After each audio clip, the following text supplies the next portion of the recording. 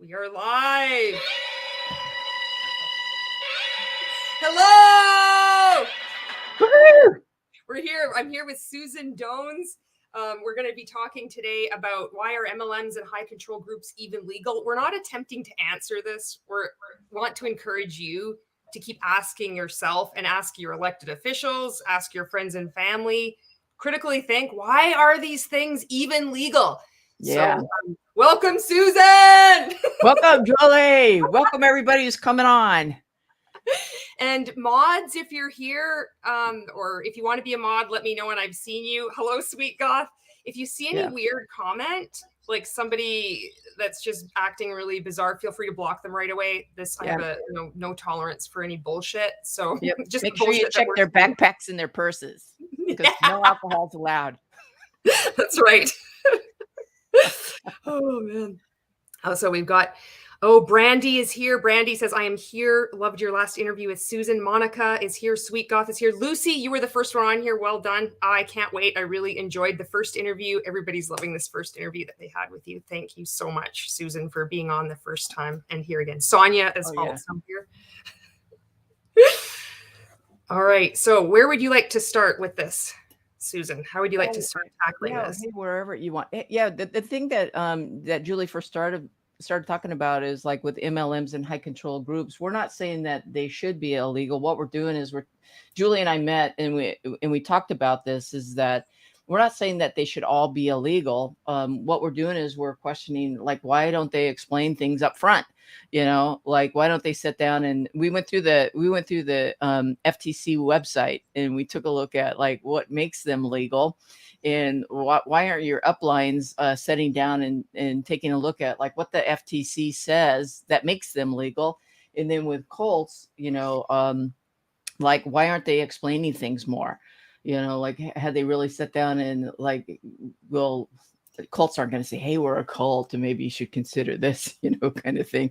But like, why don't they explain things more up front? Because if they did, then a lot of people would be like, you know, I'm not doing this kind of thing. And so a lot of times when people leave situations like that, they leave broke, you know, because they don't really know what they're getting themselves into. Like when I left NXIVM, I was like $230,000 broke.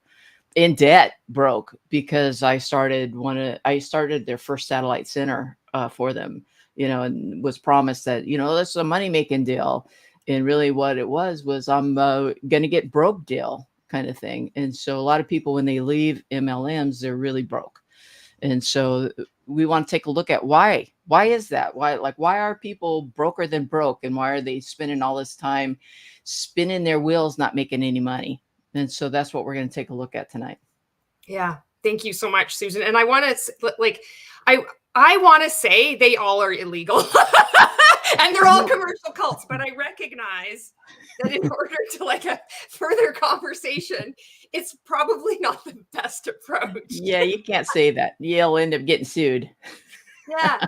Right. And so it's like, it's okay when it's a small enough creator, but then when you start to get a bit of traction or more eyeballs on you, then you have to be careful, which kind of irritates me. But so thank you for saying that. And I also wanted to say too, like mention, like we're going to be going through this, like looking at the FTC website and, you know, putting our comments on here. And also I wanted just to briefly mention about the historical aspect of multi-level marketing, where we're not going to be like going into that, but I do encourage and I recommend this book, Ponzi-nomics. This thing has really helped me. So when you think of 1979, the ruling by administrative law judge James P. Timoney decides. So this isn't federal district court. This isn't even the Supreme Court. This is an administrative law judge that takes Amway at their word, saying we're just retail based. We're not endless chain recruitment.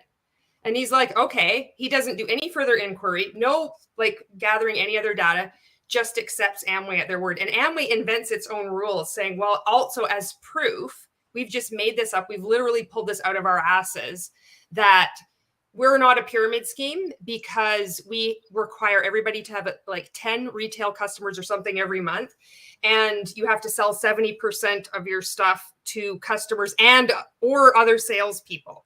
They just made that up and they're like, all right. And now here we are years later. So we're not going to go into that, but I wanted to bring that up because I think it's important. There's that whole historical context too. There's like historical, political. You've got Madeleine Albright, who was like former Secretary of State. She was a brand ambassador to Herbalife and a business consultant, got paid $10 million. So this is a heavy topic. All right. Not the Madeleine Albright. Herbalife All right. distributor. Where would you like to start with this, Susan? Would you I remember we had these this is the part. Yeah. I want to go down here. Sorry guys. What are MLMs and how do they what's a pyramid scheme and how do you spot one?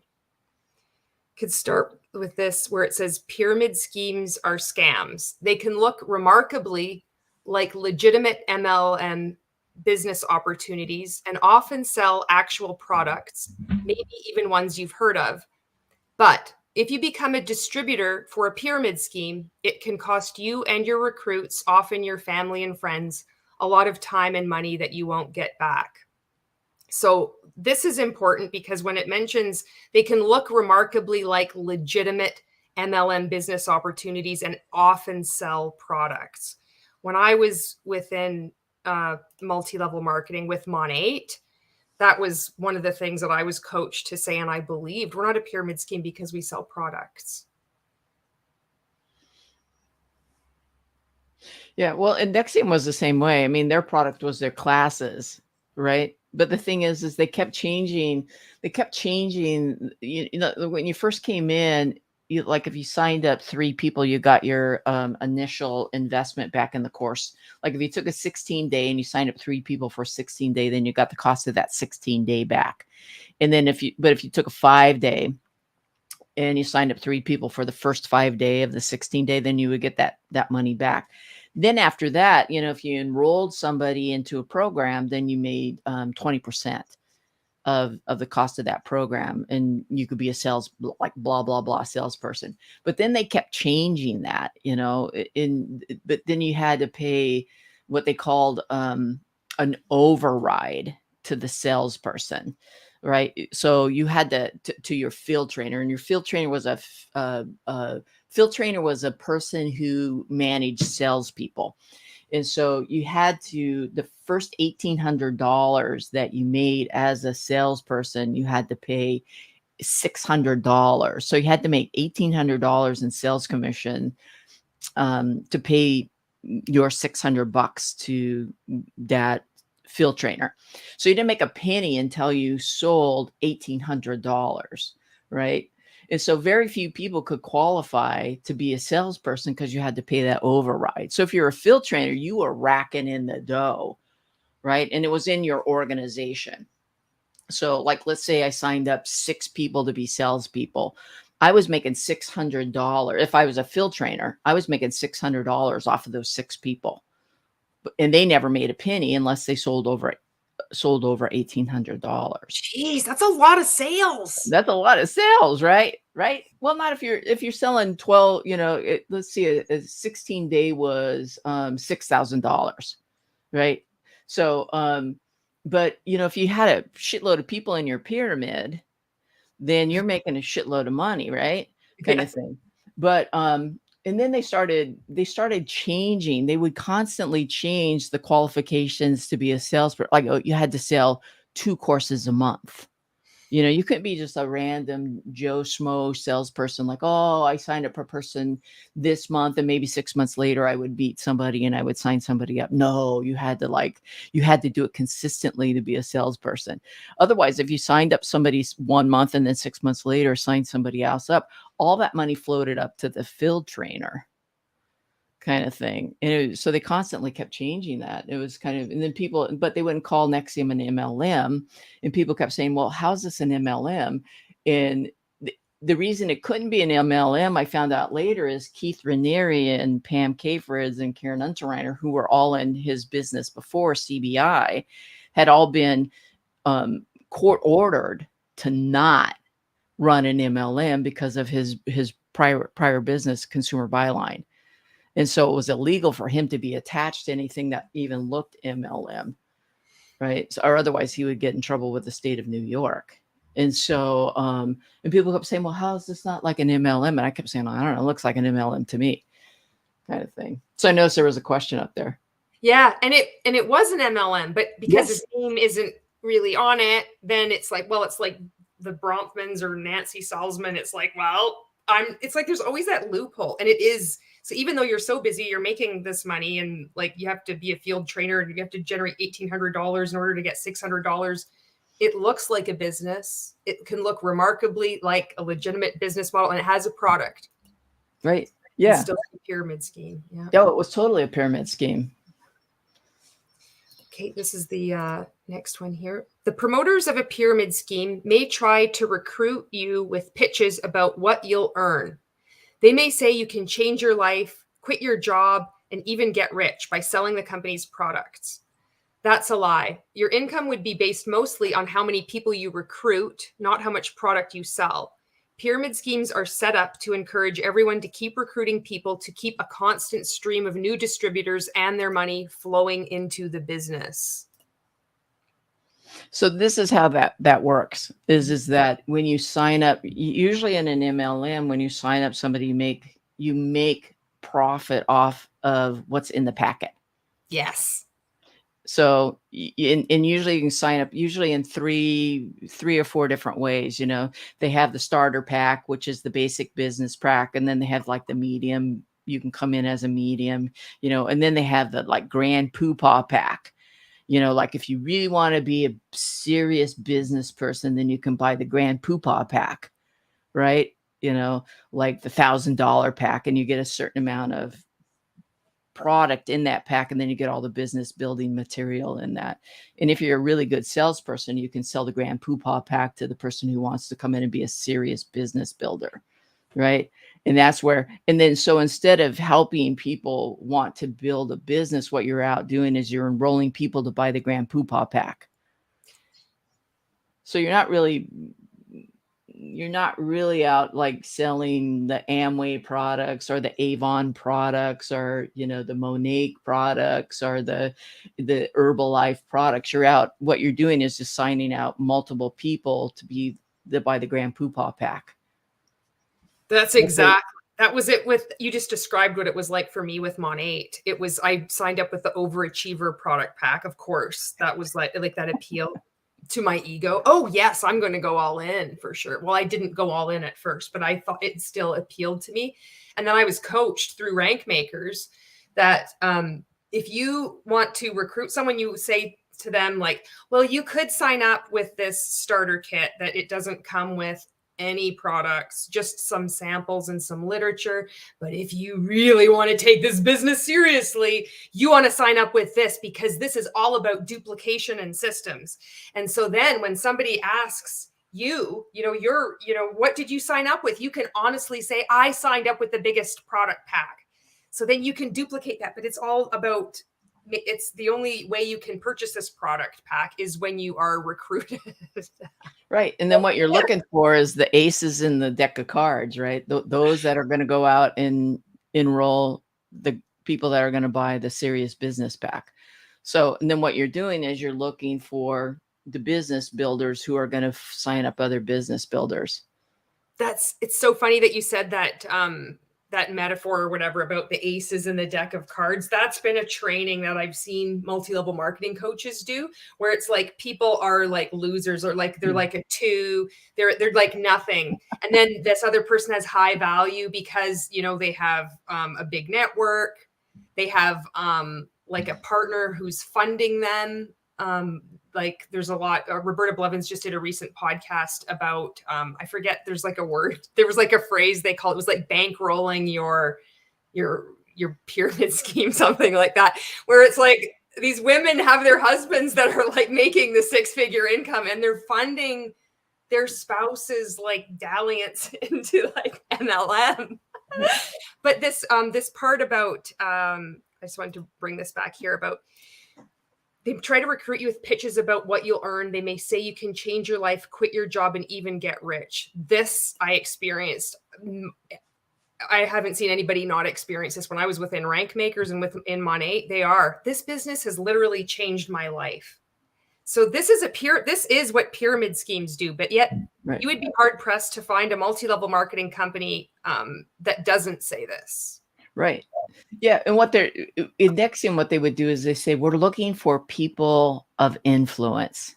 That's what's going to change the world. They didn't say that's what's going to bankroll us, pay our lawsuits off and all that kind of stuff.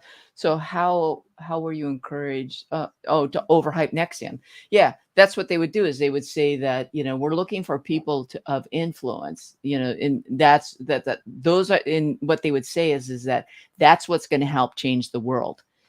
It's not the people, that just want to come in and be worker bees, that kind of stuff. It's the people and so like when the Brofmans came in, they were just salivating, that kind of thing. Or when Mark Vicente came in, not so much that Mark Vicente had a lot of money as Mark Vicente knew how to make films, that kind of thing. And, he did make What the Bleep. And so like Mark had a certain persona in the film industry, and that's when they started to enroll a lot of people in the film industry. Actors, like Allison Mack and Nikki Klein and that kind of stuff. And so, they were looking for people that had influence in certain networks and stuff like that. Or when Edgar Boone from Mexico came in, that's when they started to enroll wealthy people from Mexico in, that kind of stuff. And so they kept saying, we're looking for people of influence. Like I didn't have a lot of influence. I had good work ethic, and I knew how to build a business, that kind of thing, because I already had a successful business. So they were looking for people, I had the work ethic, but I didn't have a lot of people of influence, that kind of thing. Did you edify Keith ever when you were like trying to like get people into your center? Well, there was a certain amount of edification that, like when I would do trainings and stuff like that. And then, he had certain accolades that I would talk about when I would go out and do, networking kind of things. But I didn't spend a lot of time on him or Nancy because it just sounded too cultish to me. I just love it. It's so awesome. That kind of thing. But, I would talk about the fact that I was a triple graduate from RPI. But at the time, I didn't know that he almost flunked out. I didn't find that stuff out until, the trial, that kind of thing. And, I'd talk about, the certain things like that he said, which we found out later were almost all lies. So did NXIVM have a conventional product? Like, no, the only product that they had really was their training courses, that kind of thing. And so they didn't have, like vitamins or any of that kind of stuff. Thank God. Yeah, they just had their coursework was really the only thing that they had. Yeah. I mean, later on, he wrote a couple of books, but you really couldn't buy them on the open market kind of thing.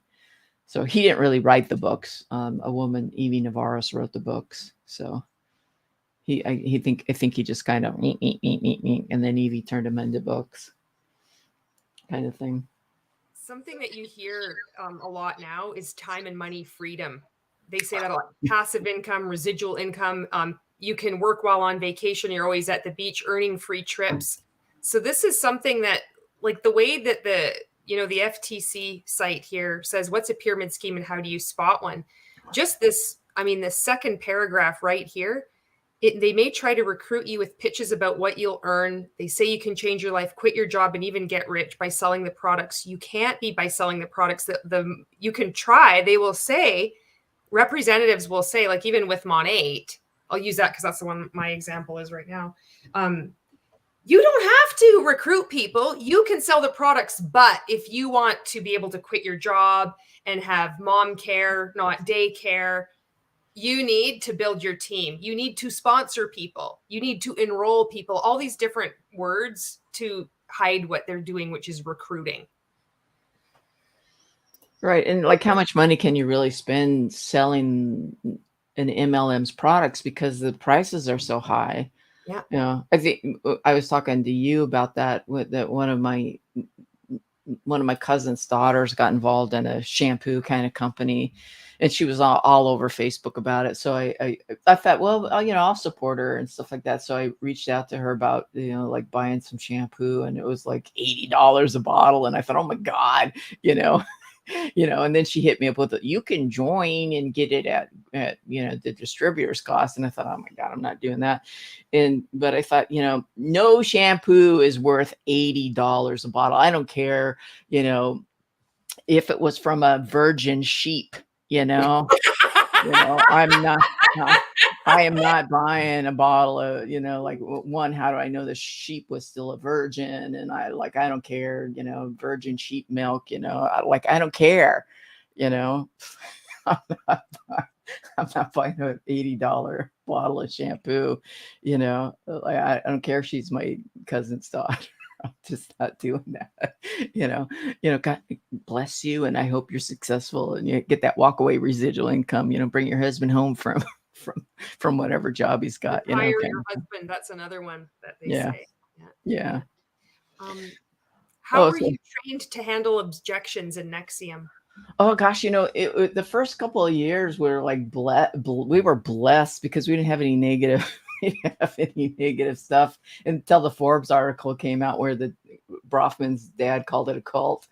And then from there, it was, then we had to get around the whole cult thing, Sometimes I would just joke about it and say, yeah, I'm the Pacific Northwest cult leader, kind of thing. And I'd say, do I look like a cult member? Because here I am in a business suit, showing up for these introductions to NXIVM and stuff. And I'd say, like, most of you guys know me, I've been in the business community for a long time, kind of thing. And I'd say, I'm inviting you to an educational course that, is going to help you be more successful at whatever you're doing, and, I would just talk about how it's helped me in my business and stuff like that.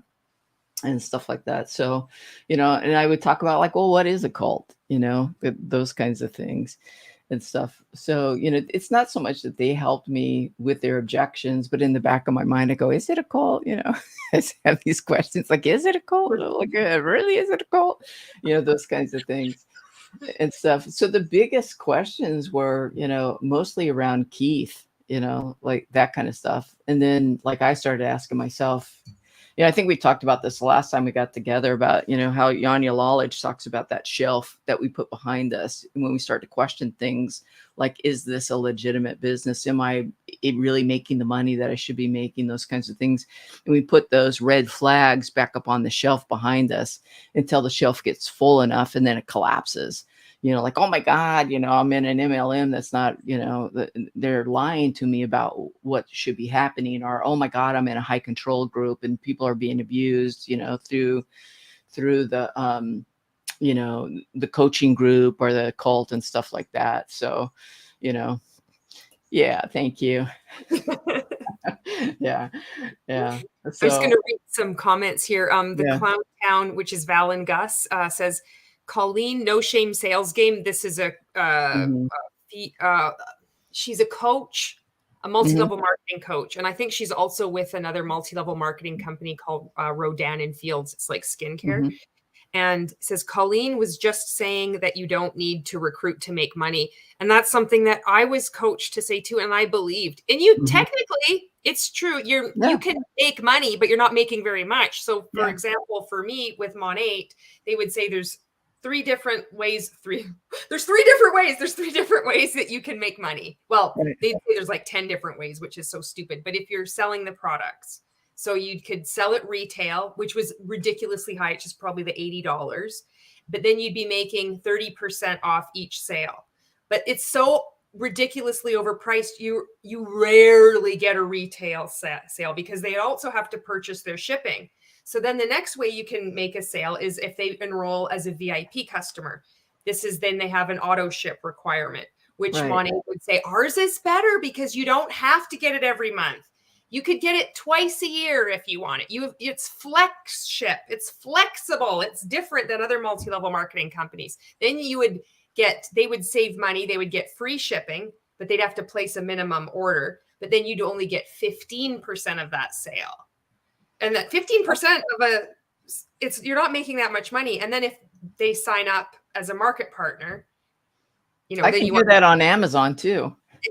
yeah, Exactly. exactly. And I get awesome TV programs too. Exactly. Do I look like a cult member? I used to say, if it's a cult, I don't care because because it's so fun and that's changed my life. That's a good one. I don't care. Yeah.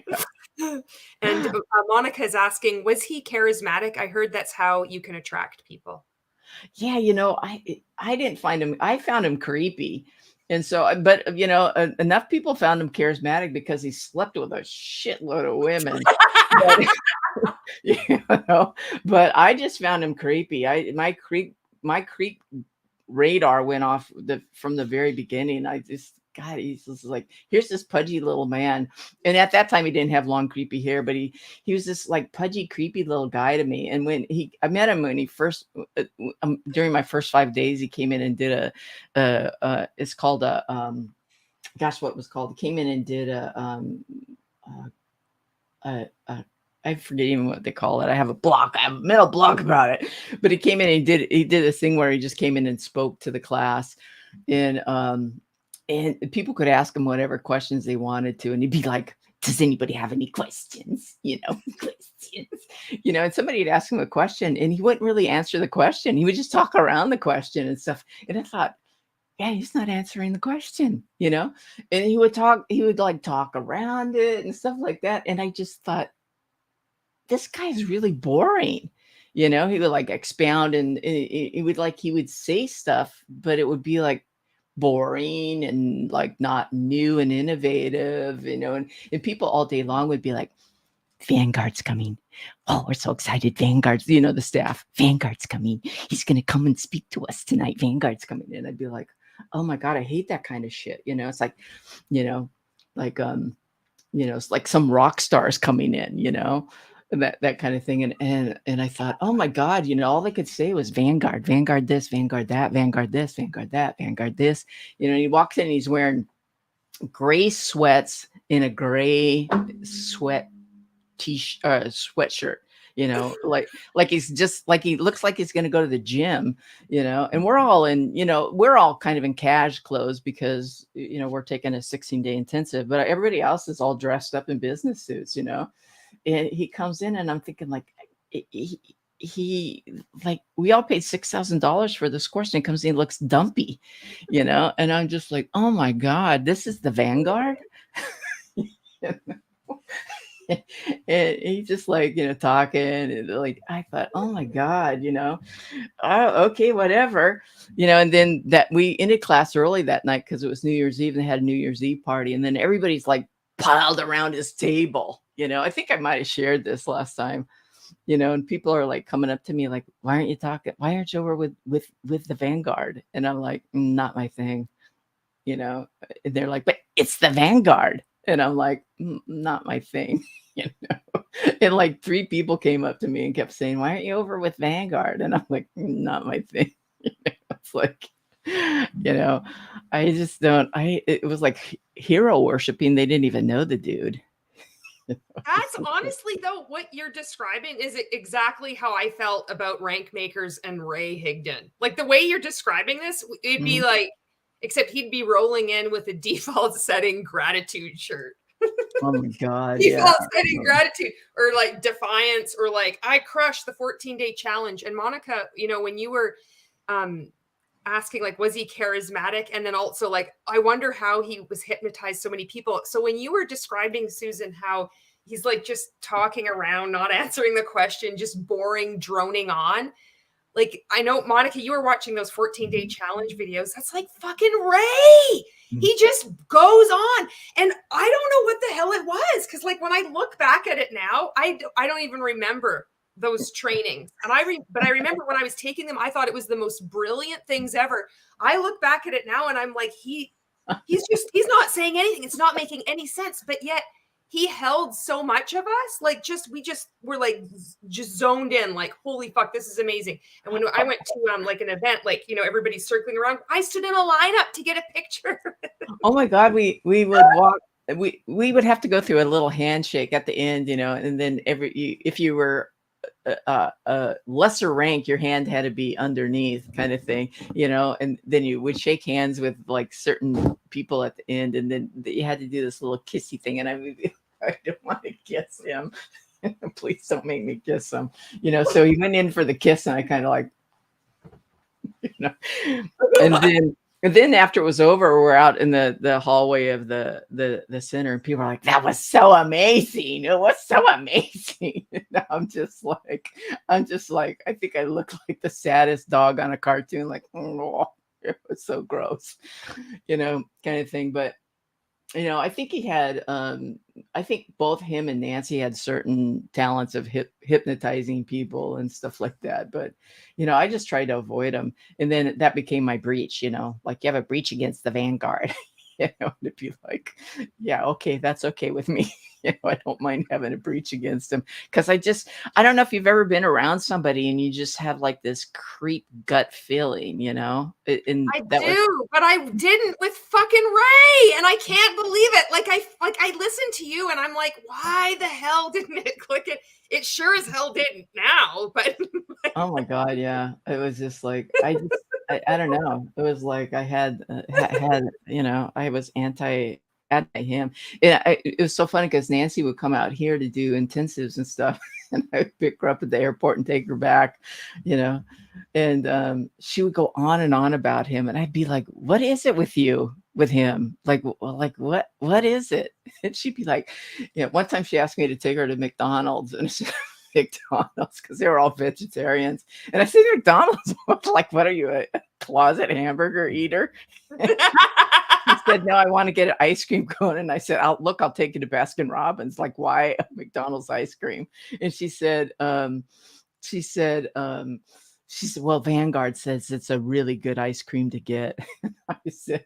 I said, what is it with you with this guy? Like, does he control everything in your life down to the ice cream you eat? And she said, oh, and she was going on, and she's like, she's watching her weight because of what Vanguard had said and stuff like that. And I said, oh my God, does he control everything? I said, I don't get it. And this was pretty new into our time together. And I said, yeah, I'll take you to McDonald's if you want an ice cream. We're on our way to the airport for me to drop her off to go home.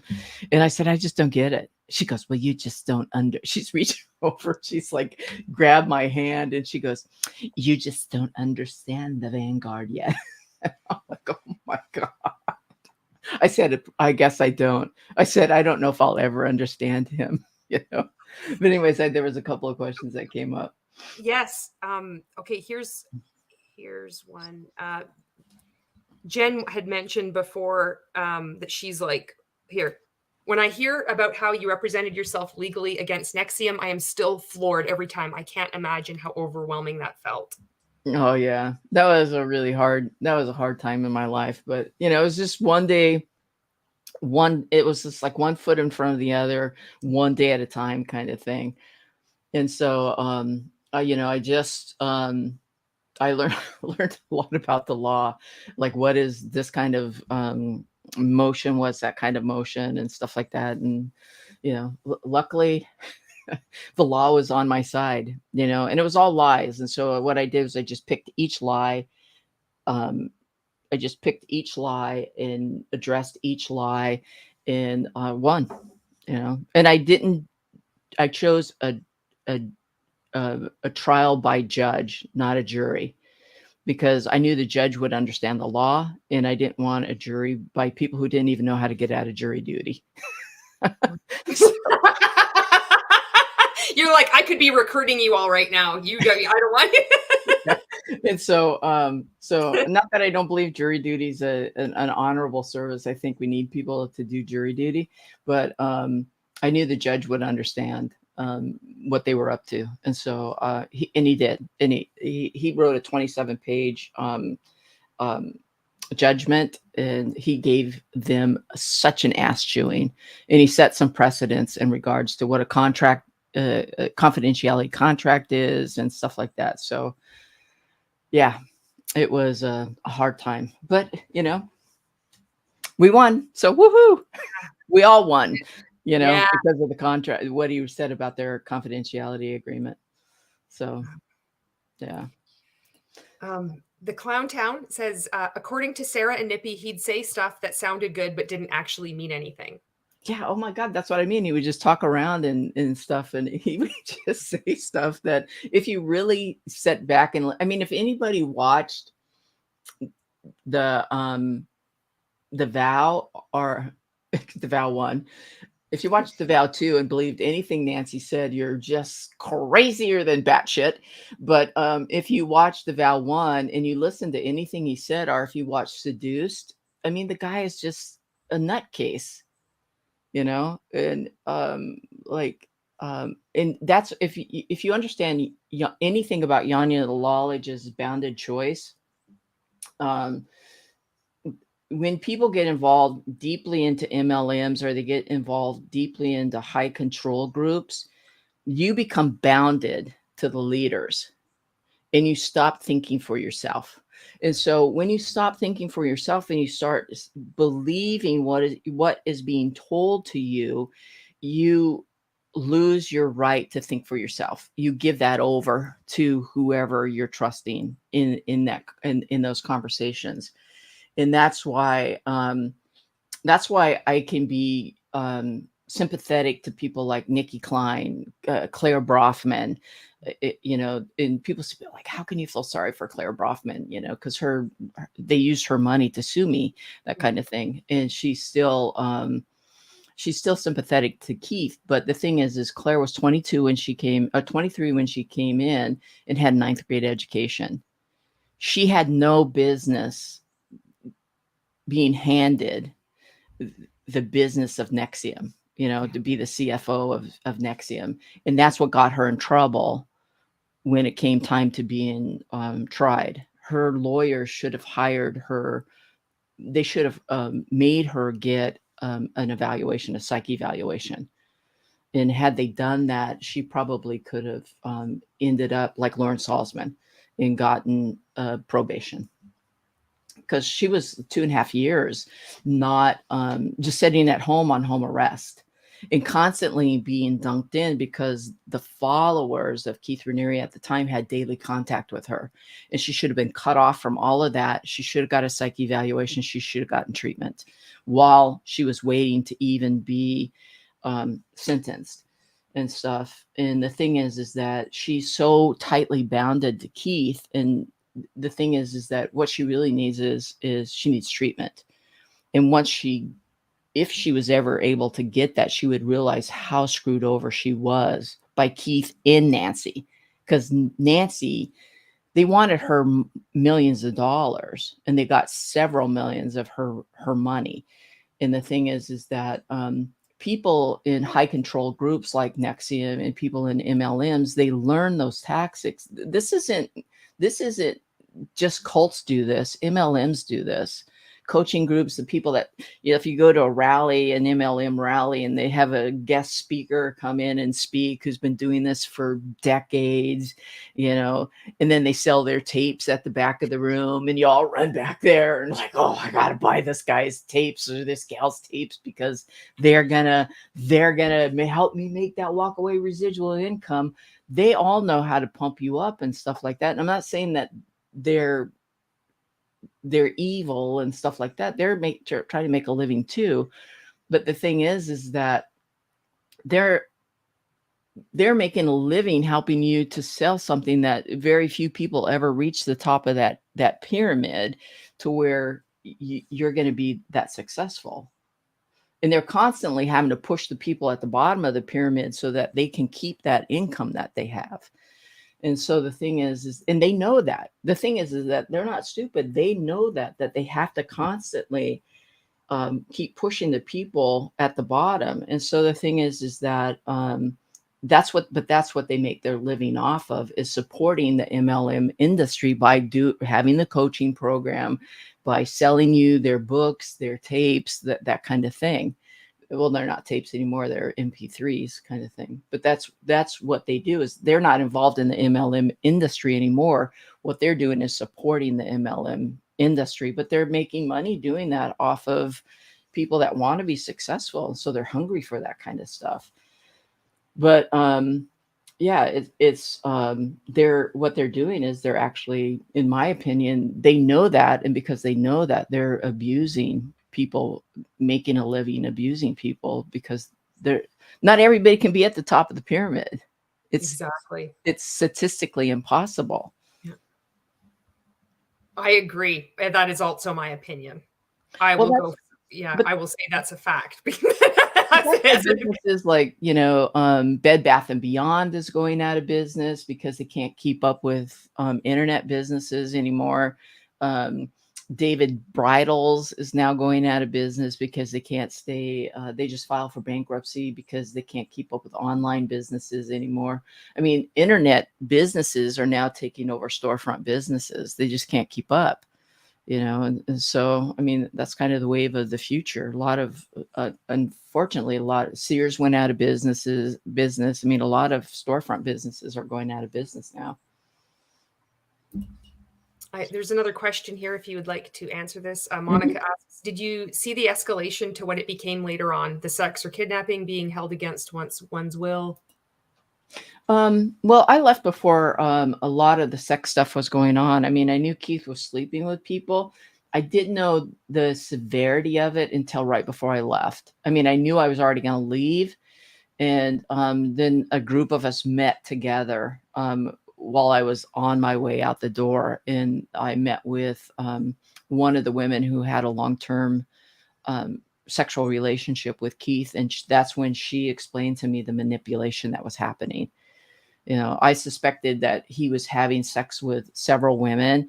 And that's when I would go to Nancy and say, was he sleeping with so-and-so? And she wouldn't say no. She'd just say, we don't talk about that. So, which made me think, oh, well, yeah, he's sleeping with that person. And so the feedback that I would always give her is that it's unethical to sleep with students, and it's unethical to borrow large amounts of money from students. Like I found out about the 68 million that he borrowed from the Brofmans to deal with his loss in the commodities market. There's no way NXIVM brought in that kind of income to pay back $68 million.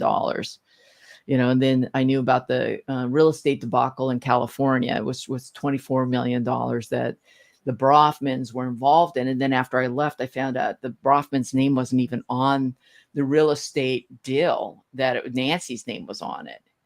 So there was all kinds of shenanigans in that. And then their dad got mad over the fact that Keith and Nancy had borrowed $2 million. And I assume it was to pay for legal bills, and that they didn't even have the money to pay the Brofmans back then because they were so deep in debt with legal bills, and he got mad because they didn't have a contract to pay them back, or they did, or it was like something like 2% interest or something like that. It was ridiculous, and then they never did pay them back. Nancy convinced them to coach the girls privately for a year for $1 million each to pay them back. $1 million a year to be coached by Nancy. I mean, that, and then that's when he got mad, and Forbes did the article where he called it a cult, over that kind of stuff. And so, they were borrowing large amounts of money, not just from the Brofmans. Barbara Boucher, one of the women that I left with, they had borrowed $2 million from her and $5 million from another client. And then after I left, I found out that was kind of a pattern of his, that he liked to gamble in the commodities market, and stuff like that. And so, he just had a habit of being a gambler. This is a really, really good question.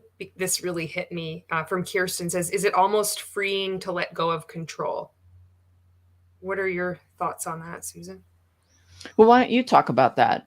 Because that was a big one for you, and then I can come in and follow up with that. Okay. Yeah, I had never thought about it like this because I didn't feel like it was a conscious choice, but it did. It felt like I had what I was doing was incorrect. That I had so many limiting beliefs, so many poor behaviors, so many I was such a judgmental person, and thank goodness that there was a method, a way of thinking, a way of behaving, a lot of activity that I could do to fix that. So this is the mind fuck.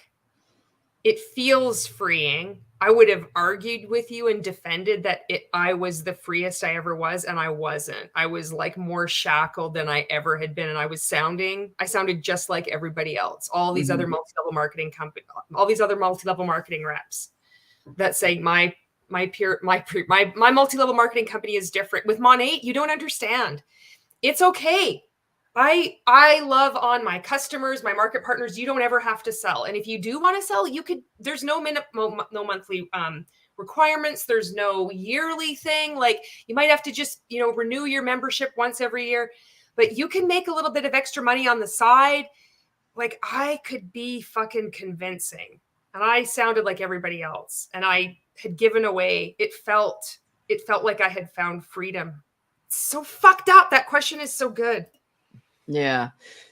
Yeah. Well, the thing is that I think when you let go, when your shelf collapses, when you get enough red flags on that shelf behind you and you go like, oh my God, I'm in this thing, whatever that thing is for people.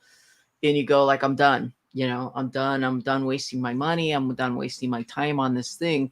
And you finally let go, if that's what she's talking about.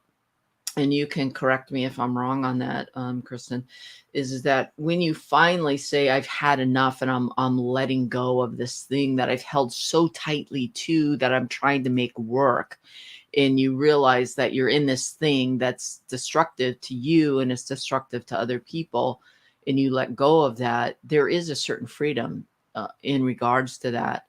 There's a lot of other things that come along with that, There's the like, oh my God, how did I let myself get into this?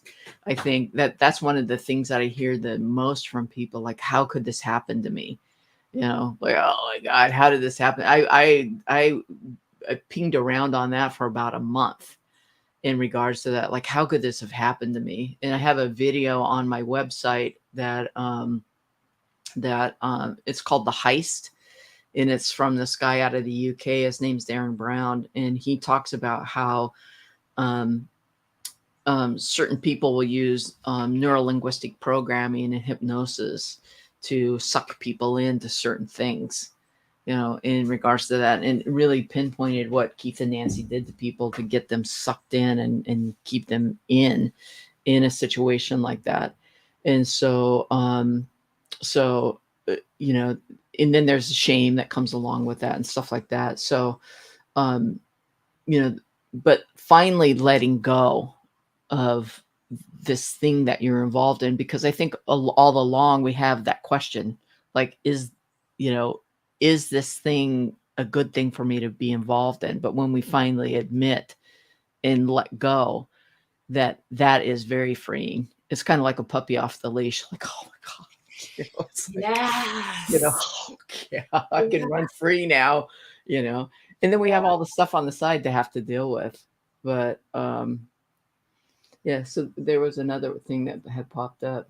So I had put this, what Kirsten had said. So she was brainwashed for money and then didn't have anyone helping her get deprogrammed. Well, yeah, the thing is that it's not that people didn't try to help. I'm assuming we're talking about Claire. Yeah, the thing is that people have tried to help her. And the thing is that Claire, because she's so tightly bounded to Keith, has been very good at saying, fuck you, he's the smartest man in the world, those kinds of things. And so, it's the, you can't push a rope kind of thing. That's what my dad used to say to me all the time. You can't push a rope, Susan, And so, the thing is that, God love her. She's right now, she's kind of her own worst enemy. And so, there are heads coming together trying to figure out how to help her, kind of thing. So hopefully we can figure out a plan to help her, but Claire, if you're watching this, get out of your comfort zone. What do you have to lose? Well, she's in prison, so she's not watching this. She doesn't have access to the internet yet. But yeah. So when it comes time, if her lawyers are watching this, you got to get off your fucking asses and help her. You know, I think her current lawyers are in it for the money, so they don't want to help her. But yeah, I mean, when it comes time for her to get out of prison, because she's earned some good credits, her victims could come forward and say, no, we don't want her to go out unless she goes out going into treatment. So, and I'm willing to, if I'm the only one that says that, I'm willing to step forward and put my neck on the chopping block and say, you know, she needs to go into treatment, which could make her madder than a wet hen. Yeah. But I'm willing to do that because that's where she needs to go. She doesn't need to go into, to go home. And if her followers have watched this while it's on YouTube, fuck you. That's you know, right. fuck all of you. Fuck you. Fuck all of you. Because I'm willing to do that. And if she wants to come back and sue me after she gets off of probation, Claire, I'm going to see you get some help, lady. Because I told you that you're sentencing to close your checkbook and see how much Keith Raniere really likes you. But change your will first. Because unfortunately, she's worth more to him dead than she is alive. So such dark shit. There's one more thing here, and then we can like bounce back to looking at like the FTC site. This is from Jen Ryla. Ray made up a definition for posture that we still laugh about because it's so stupid. What was a new definition Keith made up that was the most ridiculous? Oh my God. Oh God. You know, that's I mean, we did talk about edification, and we used the cult version of that word because that's not the correct use of the word edification. That's like deification, but it's you say like you edify your leaders, which is just pumping sunshine up their asses. Yeah.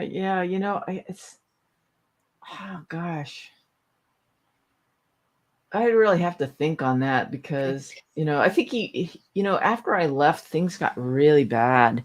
You know, and the thing is, he's so methodical because he set up Jeunesse, which was a women's program, which I got just a little taste of that. And it really made me mad because it was kind of like caveman shit. You know, that women had to be monogamous to protect their children because of the seed of their children kind of thing. But men couldn't be monogamous because they weren't wired that way. And that made me mad. And I told Nancy she would never teach that at my center, which she got torqued off about. And I just used, you know, it's like, you don't pay the bills at my center. So what happens at my center happens because I get permission. So like if you come out to the Northwest to teach it, you'll have to rent a fucking hotel room. You know, you're not teaching that at my center. I said, this is the most misogynistic program I ever heard of. And I said, you know, it comes right from Keith's loins, you know. You're not teaching that at my center, you know. And then, you know, so I left when it was just a weekend program, and then it turned into like weeks of Jeunesse. And it was just setting women up to feel sorry about themselves, you know, and to drag them into the dirt.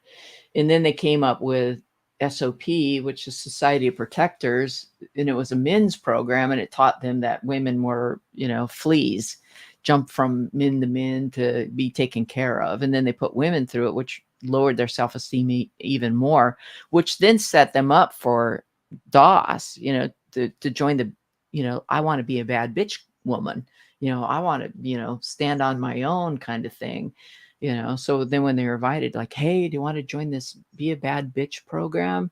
You know, like they were all set up for it because they've been taught for these two programs that they were nothing, you know.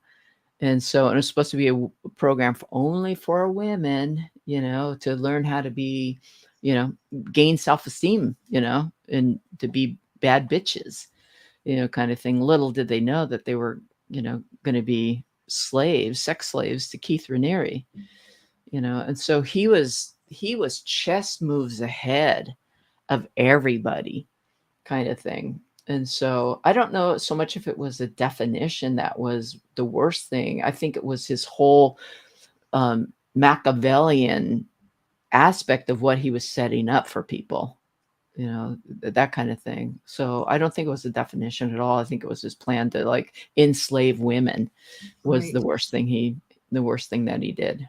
Mm-hmm. Thank you. All right. I thought we can bounce back to this thing about the pyramid scheme. Often in a pyramid scheme, you'll be encouraged or even required to buy a certain amount of product at regular intervals, even if you already have more inventory than you can use or sell. The product with NXIVM were the courses, attending these courses. Yeah, well, with NXIVM, what they did was they constantly said, well, you need to retake this training, or you need to take this advanced training because you don't understand your breach, you know? And so what they were constantly doing is selling programs to people that, you know, they couldn't afford. Like I finally just said, I just put my foot down and said, you know, I can't afford to take these trainings. You know, I'm broke. I'm more than broke, you know, and stuff. And they did that. And then they would say, well, why isn't so-and-so at this training? And I said, well, they can't afford it. And they say, well, don't they have a house they could take out a second mortgage on? And I'd be like, I'm not doing that. I'm not doing that to people. But they did that to a lot of people, you know, to get another credit card or blah, blah, blah. Or some people would be like, well, I don't have time off from work, you know, and they would just say, well, take leave without pay, you know, and stuff like that. And I'd be like, I'm not doing that to my people. You know, and so even though they didn't have products to do, they kept creating more and more courses, kind of thing, you know. So that's what they did, is they just created, their product was courses, so they just created more coursework. With but with MLMs, what they do is they encourage people to, like, oh, you're this far away from your you know, your next blah blah blah. Don't they do that? Like, you're from qualifying for this, so just buy, if you buy a little extra product, and you can always sell that product.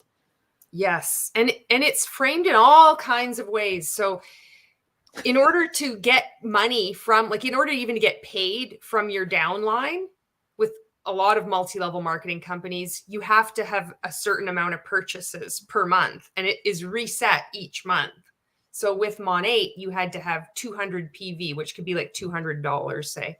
And they would say, well, that's easy enough. By the time you're going to even worry about having to make that minimum qualification, it'll be no problem. You'll have 2 VIP customers ordering, or, you know, and if you only have one, that you can just make an order and then just get it up to that 200 PV. You have to buy a certain amount in order to get paid.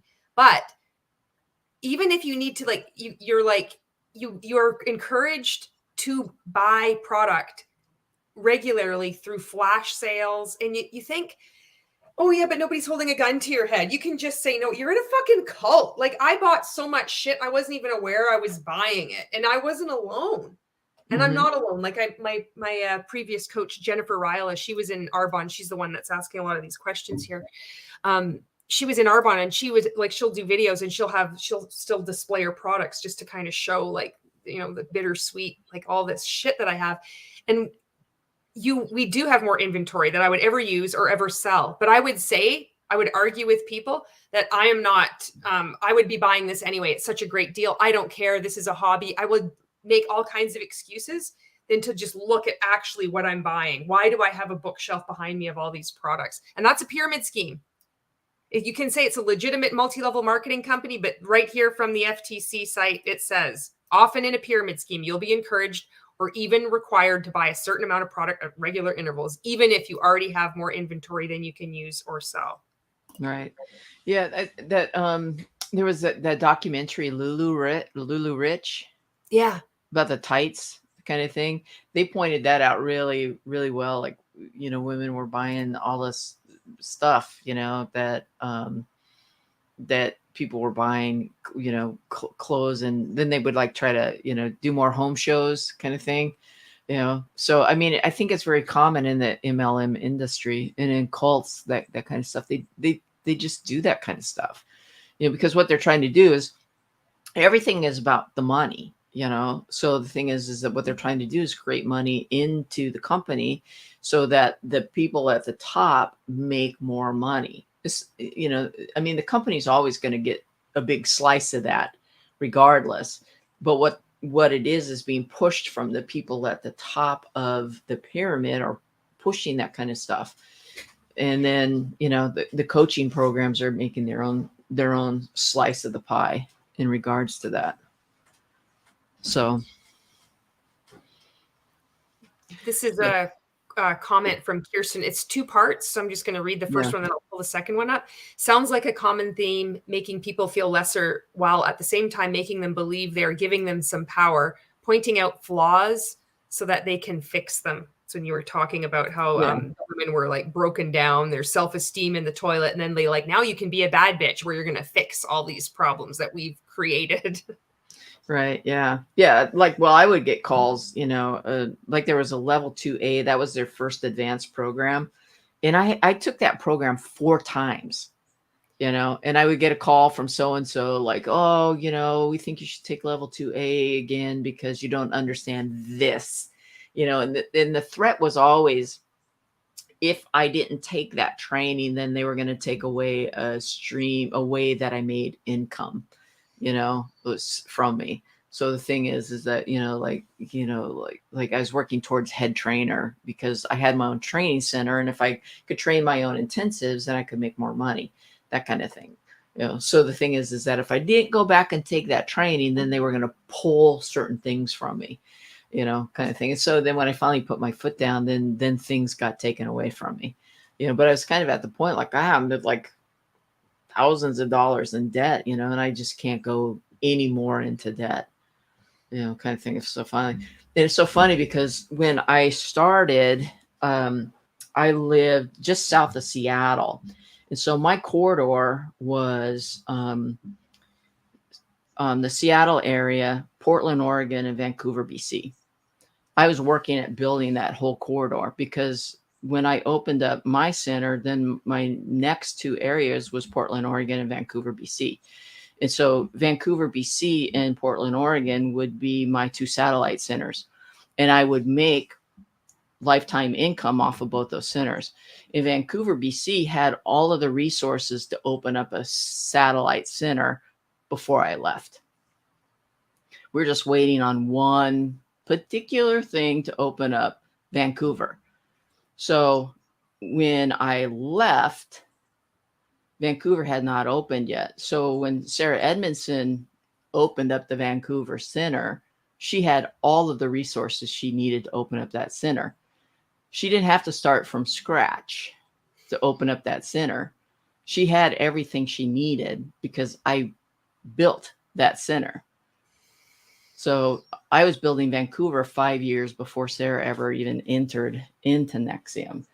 And so, because you have to build so many coaches and so many proctors to be able to open up a center before it becomes qualified to start getting payment. We opened up our center before 4 years before we made a penny from NXIVM. So that's a lot of output before you start to get a penny from that. So I was paying for that center out of my other incomes that I was making. And then you only make 10%, which isn't enough to really support a center.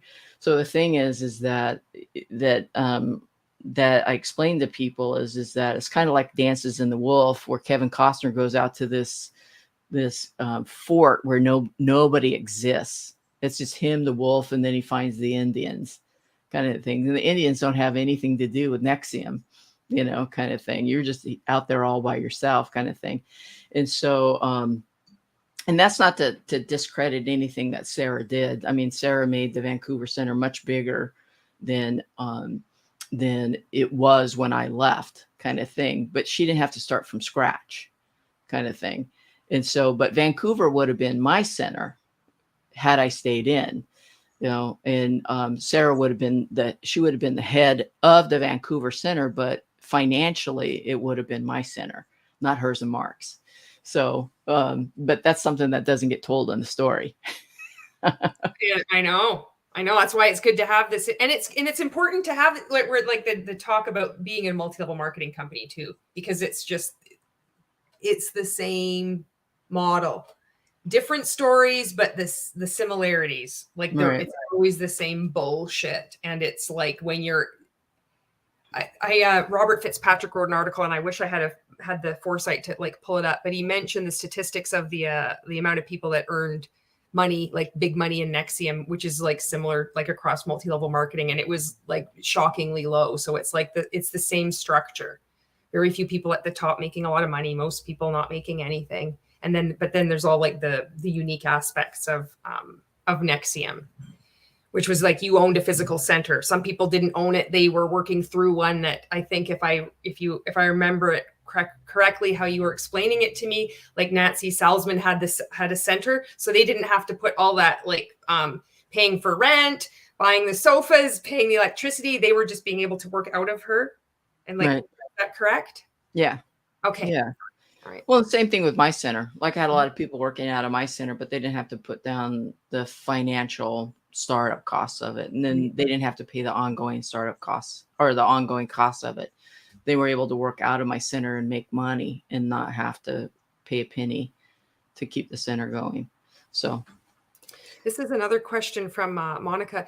Did NXIVM also force you to trauma dump? Tell your sob stories. Well, yeah, I mean, in any intensive, they had a list of questions. So, and before we even went, we had to fill out this long questionnaire kind of thing, you know, about certain things that we experienced. And then what they did is they would use those things against us, you know, kind of thing. So, I mean, yeah, they wanted to know our trauma stuff, and then they would try to use that against. The biggest downfall they had with me is that I had been through therapy. Prior to like going to NXIVM. And then the other thing is when I was in the military, I worked as a therapist, and then I already had my license to be a therapist. I kind of snuck through the door because I was also a licensed massage therapist, and I did dual therapy kind of thing. And so like I worked on a lot of trauma survivors as a massage therapist. And so they thought I was a massage therapist. You know, had they known I was a therapist, they probably would have never let me walk through the doors.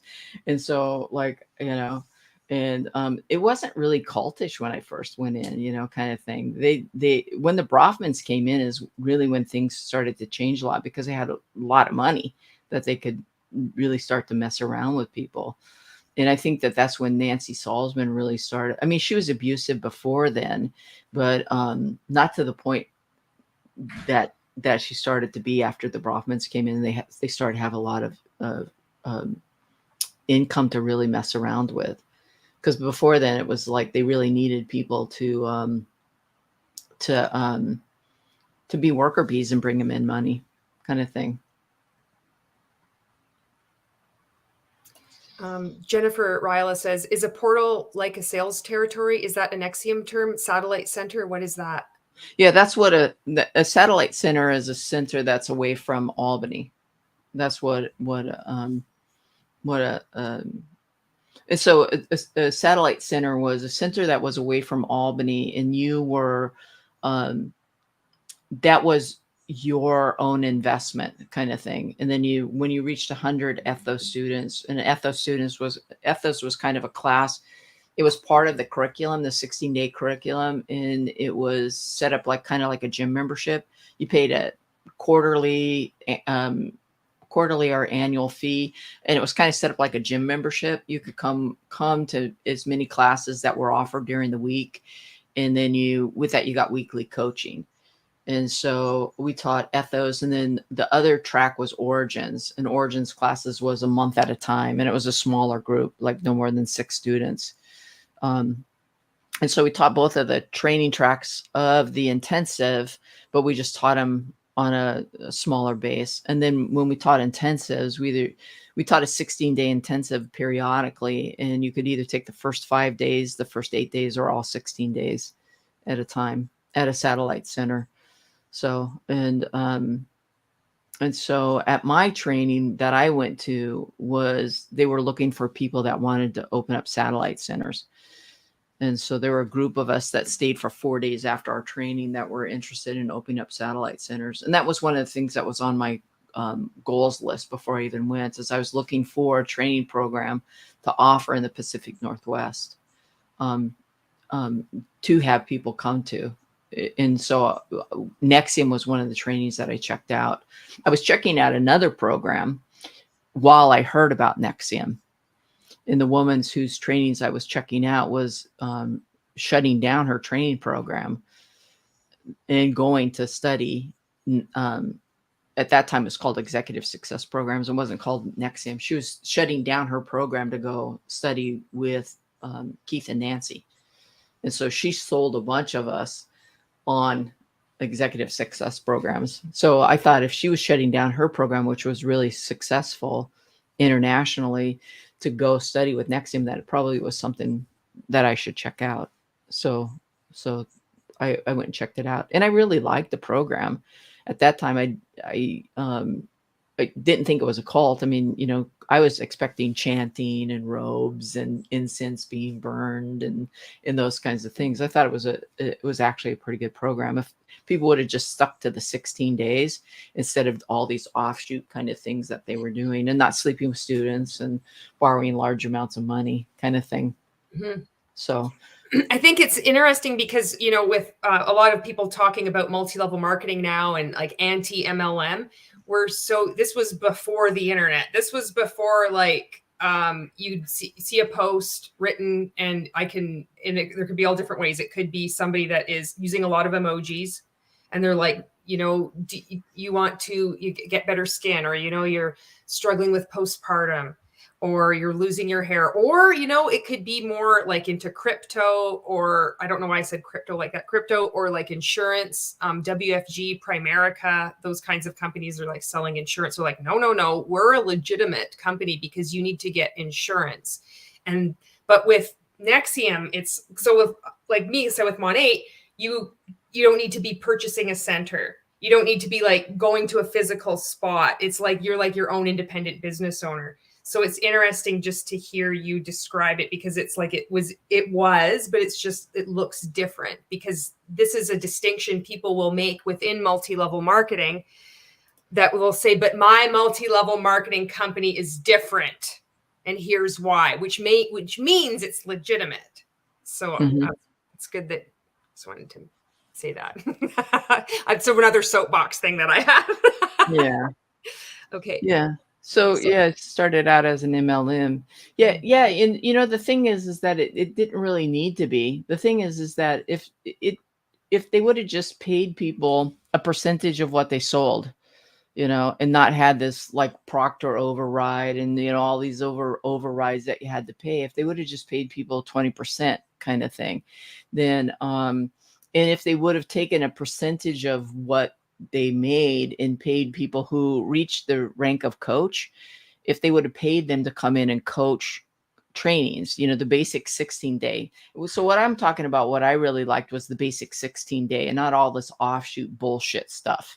Yeah. And that goes right into this next question. What type of classes did you teach? And did they sound like word salad?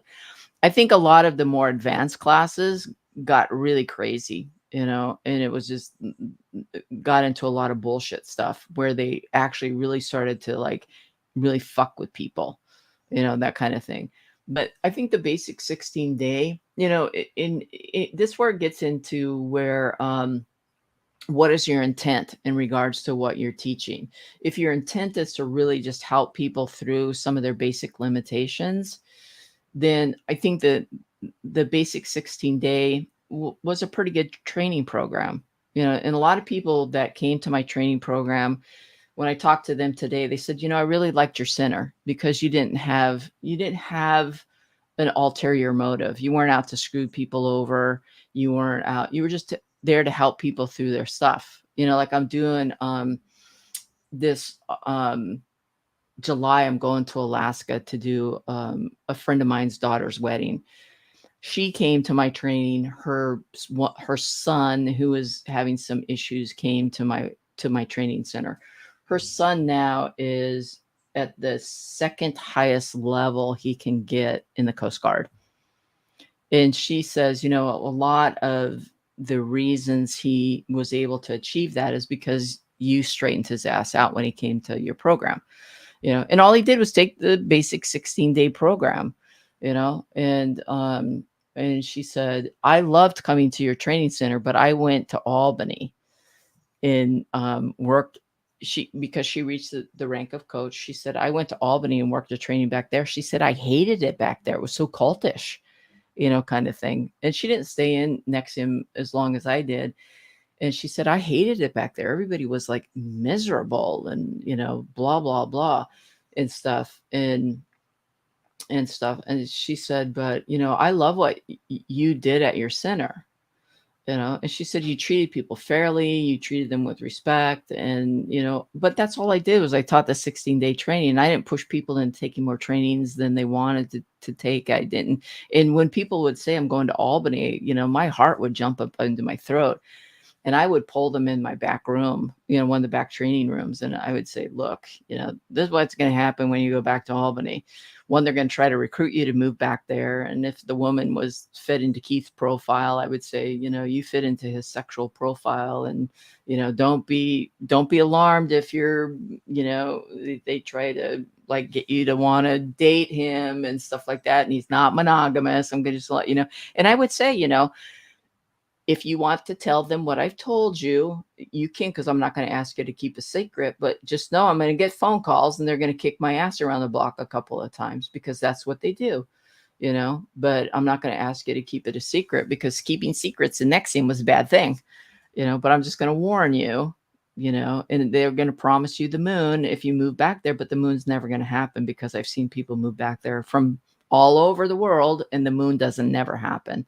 They just lie to you to get you to move back there. And I said, people are miserable back there. And so, but most of the people I've talked to I haven't ever had somebody call me and say, you're a motherfucker for what you did. Only the NXIVM supporters are saying. Yeah, only the NXIVM supporters. Well, yeah, I did get sued and they, that was, I guess, calling me a motherfucker. Yeah, I guess you're right. Yeah, that was a big fuck you. Yeah, that's true. I'm sure Nancy called me that more than once. Yeah.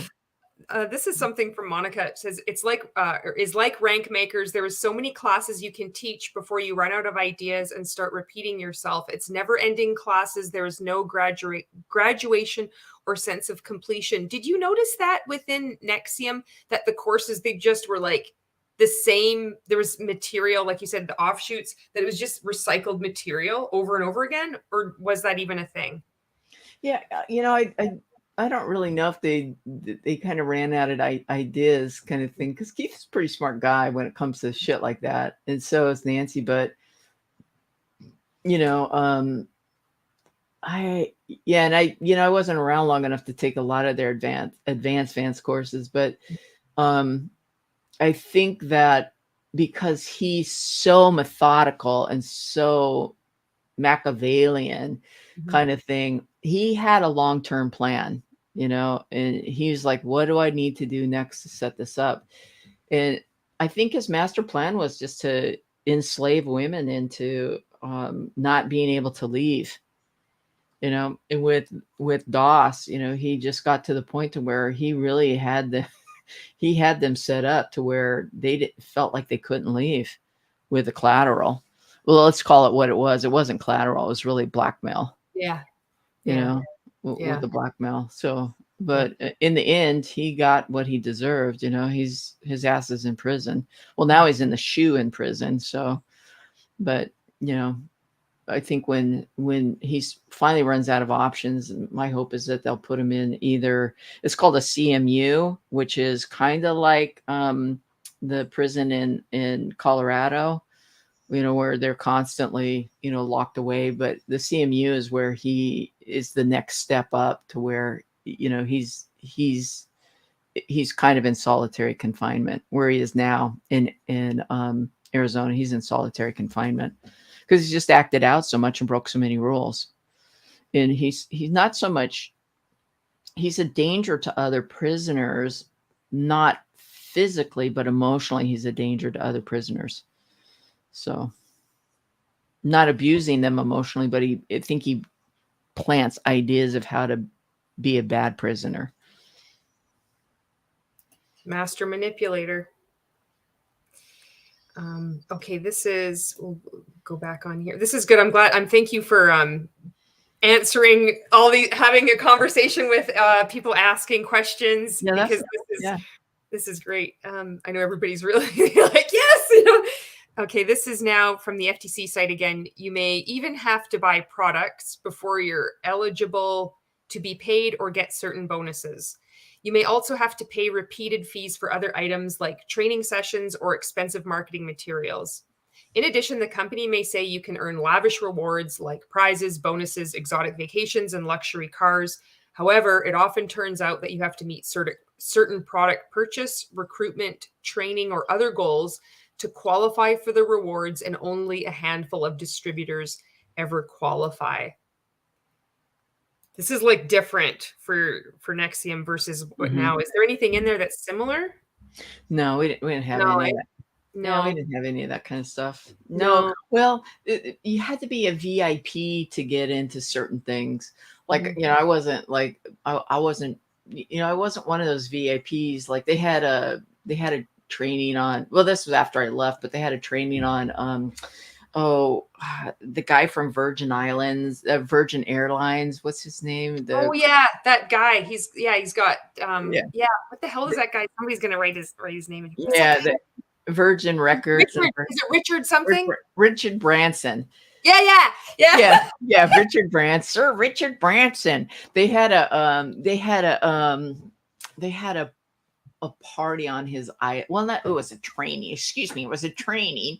They had a training on his island, and you know, the popular people got to go to that. Of course, I wasn't in anymore, but even if I would have been in, I would never been invited to that. Yeah. So you know, and so, you know, popular people got invited to certain things that I would have never got invited to, you know, because, you know, I wasn't one of the beautiful people. It's probably why they didn't want me to be the head of the Vancouver Center, because the Vancouver Center was the actor center, you know. And so when they opened up LA, I mean, I was gone when LA and San Francisco opened up, which were Mark Vicente's centers. You know, those were for the beautiful actors, you know. And of course, who wants a, you know, overweight older lady belonging to those centers? And people were actually told, you know, you're too fat to be, you know, you're too fat to come to our center. When I heard that, no, I heard that from one of the women I knew who was in. She's a lesbian, and she's like, you know, overweight, and she was told, she moved to LA and she was told she couldn't come to this LA center because she was too overweight. And I'm like, what?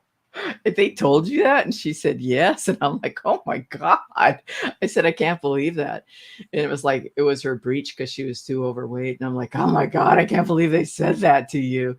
And like, oh Jesus, you know. But yeah, it was just kind of like, I can't believe they said that to you. But yeah, so those kinds of things happen. But like, yeah, there was no cars. There's no, it's not like you can rank up to I just think like what it would look like if it launched now, like if NXIVM was now. Do you see any questions here that you'd like to Yeah, no, just looking at them, like, yeah. So yeah, but I think I said this last time. I was told that when the Mexicans started to come in, I was told that I'd have to go back in the closet and I couldn't be out as a lesbian. I'm like, this sounds like the military before they had "Don't talk, don't tell." Well, the Mexicans, they're so Catholic. I'm like, okay, there's whatever. Mexicans too. Like, what about all the gay Mexicans? There's lots of gay people. Yeah. Okay. But I think that that's true in MLMs. They have a lot of that stuff going on, so that in what it is encourages people to just buy more stuff, you know, that sits in their garage. And it's like, this is an achievable goal. This is this carrot. If you just stay in, you're only 2 ranks away. I stayed at this rank for 3 years until I finally overcame this limiting belief, where I finally recruited that ace in the deck, whatever it is, whatever analogy, or that rock star that's now crushing it. And now I've got this luxury car. But this is common, and this is describing a pyramid scheme. This is like warning signs for a pyramid scheme. And this is every multi-level marketing company. This is Oh, I mean, I won't say every single multi-level marketing company because I don't know, but I know with a lot of them, they say these exact same things. And it's like, you can earn lavish rewards, prizes, bonuses, exotic vacations, and luxury cars. Yeah. I had a friend who was in Mary Kay, and she had the Mary Kay car, not the top of the line car, but she had a Mary Kay car. And she came into NXIVM, and her husband was like so mad at her, and I couldn't figure out why her husband was always mad at her. And then one day went up to her house, and I was going to buy some makeup from her, and I went into her house, and her stuff was in the basement. We went into the basement, and then I realized why her husband was so mad at her. She had all this product in her basement, and like I'm thinking, like, there's no way she could sell all this product, And I said, wow, that's a lot of product you have in there. What are you gonna do with all that makeup? And she said, oh, I'll sell it someday. And I'm like, I said, so I'm a pretty straight-laced person. And I said, is that why your husband's so mad at you? And she goes, oh, I don't think so. And I said, if that was my wife, I'd be like so upset, because that's like thousands of dollars worth of makeup. And she didn't know what to say to me, because I don't think anybody had said anything to her that directly. And I said, is that how you got your car every year? So, I mean, it was like a storage room full of Mary Kay cosmetics, and she just didn't know what to say to me. I don't think anybody had ever been that honest with her, about this like little storage room in her basement full of makeup. And I said, like, how do you think it doesn't makeup expire? Like, how are you gonna get rid of all that makeup, kind of stuff. I said, have you ever considered maybe like donating it to like homeless shelters or abused women's shelters? And at least she could write it off. She goes, well, I never thought about that, and it's like I said, that's what MLMs do, can get that next level, that car kind of thing. But like, oh my God, it's like, but they're not illegal. They're not illegal. There's probably a legitimate one out there. We've yet to find a legitimate multi-level marketing company, but there's supposed to be there's a difference between legitimate MLMs and pyramid schemes. Although, as we're going through this and it's outlining how to recognize pyramid schemes and how to spot one, it's sounding very like every single multi-level marketing company out there. When you're talking about your friend that had that room full of Mary Kay products and doesn't even really see that she has all the products. And there's people with multi-level marketing companies that don't sell products, but they don't see the money they're putting out either. They'll think, well, it's because I'm in insurance. I'm selling insurance. It doesn't, or I'm selling like travel. So not only do they not see the money that's not going out, you don't even see the money when you have the product sitting right in front of you. It's because of these things are commercial cults. Yeah. It's wild. So Monica says it's like a gambling addiction. One more spin and I can win the jackpot. I can play one more game. Yeah, it's exactly like that. Yeah. So yeah, it is like an addiction. Mm-hmm. And in gambling, you actually have a higher chance of earning money than you do in an MLM. And that's another statistics. That is so sad. Yeah. But they don't tell you that in when you sign up. Mm-hmm. Yeah, and then a breach. Mm-hmm. Yeah, so it's what qualifies as, well, we never found that out. They would just say that was for you to figure out. So it's like a breach. So what does that mean? Like a mistake or a limiting belief? So that's really interesting. That's a good question, because I kept saying, like, they say, well, you have a breach against Keith, and I'd say, well, I don't understand what that is. And they'd say, well, that's your breach, kind of thing. And I don't know how much you guys know about the trial, but there was a woman, her name was Daniela, and she was from Mexico. And she's very young. I think she was 18 or 19 when she started having a sexual relationship with Keith. And she is brilliant. She's really, really smart. And her parents just brought up 3 of their kids out of the 4 and just dropped them off in in Albany, New York, and kept the youngest one at home for a while. And 2 girls and their son, because Keith was going to work with them and educate them. Never happened. He started having a sexual relationship with the 2 girls. Of course, now they were over age for them to have sexual relationship with them. And the youngest one started learning how to film. At least he was learning how to film, right, with Mark and the film crew and stuff. And but he was supposed to educate. The oldest one was a tennis player, and he was supposed to teach her how to be a better tennis player. Keith knows nothing about tennis, but he convinced the parents that he could train her to be a professional tennis player. And then the youngest one was really brilliant in like science and stuff like that. But instead of teaching her how to understand science better, he started having a sexual relationship with her. Well, she decided that but he kept her in the admin office to work, but not really paying her anything to work in the admin office. So long story short, she ends up liking a boy around her age, a young man, I'll say, and she ends up kissing him. And so Keith decides that he doesn't like that idea because you can't cheat on Keith. And so he convinces her parents that she's got serious psychological problems, and they agree to lock her up in a bedroom in their house that they have up here in Albany until she can decide what her breach is. She stays in this room for 2 years. They block off the window so she has no sunlight in the room, and they drop off her food at the door. Her brother and her sister that's up there and the parents drop off her food.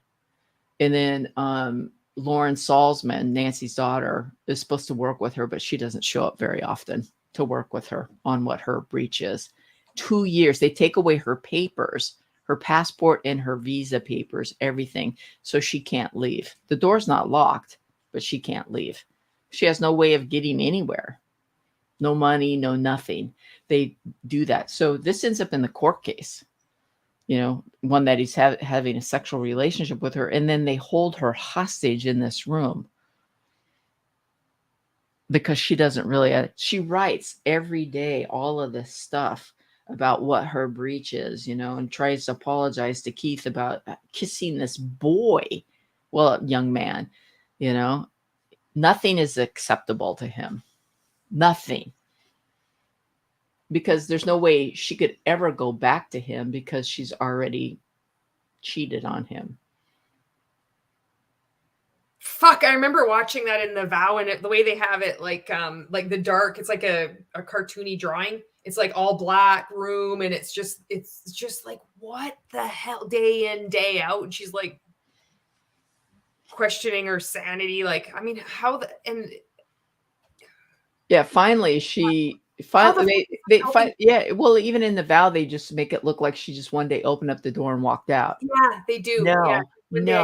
No, they took her to the Mexico border and dropped her off in Mexico with no fucking papers. Nothing is what they did. Nothing. Not her birth certificate, not her passport, nothing. Finally, her mother woke up and collected her daughter. Oh my God. You know, and luckily in the legal case, she had got some restitution. Yeah. So luckily she got some restitution. She got actually a very nice settlement in the criminal case. And so, but nobody really understands what their breach is. And even if you could slightly understand it and write about it, it would never be enough, because that's one of the ways they keep you hooked in. Right. So, you know, fuck your breach. That's what I finally just said. Fuck my breach. I don't care what it, you know, there's no way to heal it. Lauren did the same thing. She wrote constantly about her breach with Keith, and that nothing was ever good enough. And that came out in the trial too. So, like, what's your breach? Who the fuck knows? You know? So anyways. This is something from Sweet Goth says there's 2 parts to this. I'm an angel and promoter for an indie TV station and was promoting my sister when she was in MLMs and didn't know what they were at the time. After I did, I took my part in it so hard. Actually, that's that. Celebs that know and still have their part in supporting and endorsing them, I don't know how they live with themselves. I tend to go after those ones the most out of my own experiences now. Yeah. Yeah. I mean, yeah, it's, gosh, I shared something on Instagram today. And it says, it's by Albert Einstein. It says the world is a dangerous place, not because of those who do the evil, but because of those who look on and do nothing. You know, in I was asked, I think I can't remember who it was, but I think it was with Casey, who does Cult Vault. And she asked me why I did what I did when I left NXIVM, you know, because I knew that if I spoke out, I was going to get sued. And then all the work that I did after I left with, you know, trying to get the authorities involved and stuff like that, that I was risking getting another lawsuit against me and stuff. And the way I explained it to her is that, and maybe I talked about this the last time I was on your show, is that, you know, if you're driving down the road and you see a pothole in the road and it's dangerous if somebody drives in the pothole, I'm the kind of person that's going to pull over and warn people about it. You know, even if the road crew comes along and says, hey, lady, you can't do that, it's not your job, I'm still going to stay there until that's taken care of. And there's people to warn people about it. And that's totally socially acceptable in our world for us to do that. But if it's something like a cult, or somebody has a serious drinking problem or a drug problem or something like that, it's like we turn our backs on stuff like that, because like it's not okay for us to talk about that kind of stuff. It's like, you know, oh, we should just like, you know, we shouldn't even be talking about that because it's not socially acceptable to do that. I remember when I first started talking about this stuff on my Facebook page, for years I wouldn't talk about it. It was just like my Facebook page was for family and friends only. You know, I'd only talk about family and friends stuff. When I first started talking about it on my Facebook page, people were like shocked. You know, like, why are you talking about this? You know, like, I don't want you to talk about this. My family was like, why are you talking about this? You know, do you have to talk about it on Facebook and stuff? But the thing is that why would I not go to one of my family members, my extended family members, and say, like, your son has a serious alcohol problem. Like, why are you not doing anything about it? You know, like, why would I not do that? Why would I just let that drinking continue? Like, what would I do if they got in a car accident and killed themselves, or worse, killed somebody else? Like, why would I not speak up? Because it's embarrassing? Like, how would I feel about myself if that happened? Like, why would I not say something? You know, even though that's not necessarily considered evil, but that's being like irresponsible. You know, I worked in the addictions field for 6 years in the military. Like, why would I not say something? Like, yeah, they might be pissed off at me and say that's none of your fucking business, Susan. But it is my business. Like, so, like, when are we going to start speaking up? Like, you know? Yeah, definitely. Mic drop. Like, you know, we, like, I didn't go see Maverick, but a lot of people in my family did. And they said, oh, it's such a good movie. And I finally said, I won't go see it. And my sister said, why? And I said, because Tom Cruise is in Scientology. You know, and she said, well, so what? It's still a good movie. And I said, well, let's say it was your ex-husband who broke in her apartment and beat her up and raped her. I said, let's say it was your ex-husband who did that. He was in the movie. How would you feel if I went and supported that? And she goes, are you saying he's a rapist? And I said, no, but he supports a rapist organization where people have gone out and raped people. Like, how would you feel if I went and saw it if your ex-husband was in it? He was a star of it. Like, would that be okay? And she said, "Yeah, but it was such a good movie." I said, "I don't give a fuck." And she hates when I use that word. But, the thing is like, why would I support him because he supports an organization that supports abusing people? And I'll continue to say that until she gets the point. So the thing is that, like, why would I support buying a product from an MLM? I won't. Exactly. I wanted to hear Jen's mic drop, another mic drop. And Jen saying, I don't give a fuck. Exactly. Because people will say, what's the big deal? It's not that big of a deal. I'm just supporting my neighbor. I'm just supporting my friend. I really like the products. And it's like, there are people that have been financially devastated, emotionally, psychologically abused, horrible things happen. And it's because it's like, how would you feel if that happened to you?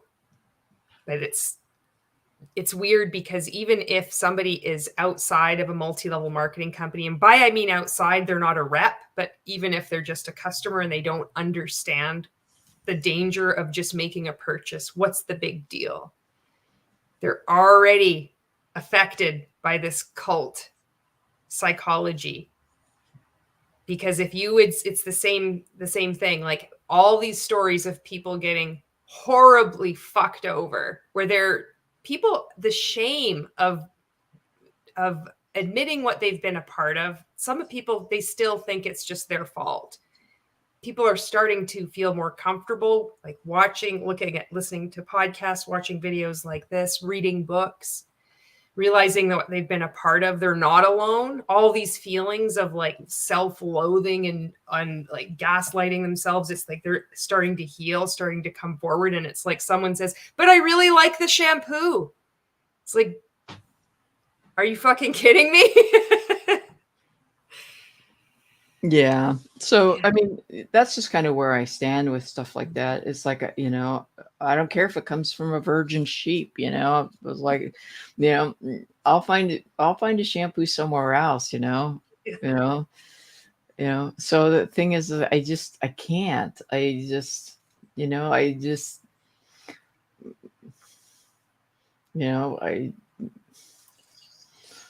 obviously there's certain lines that I just won't cross, and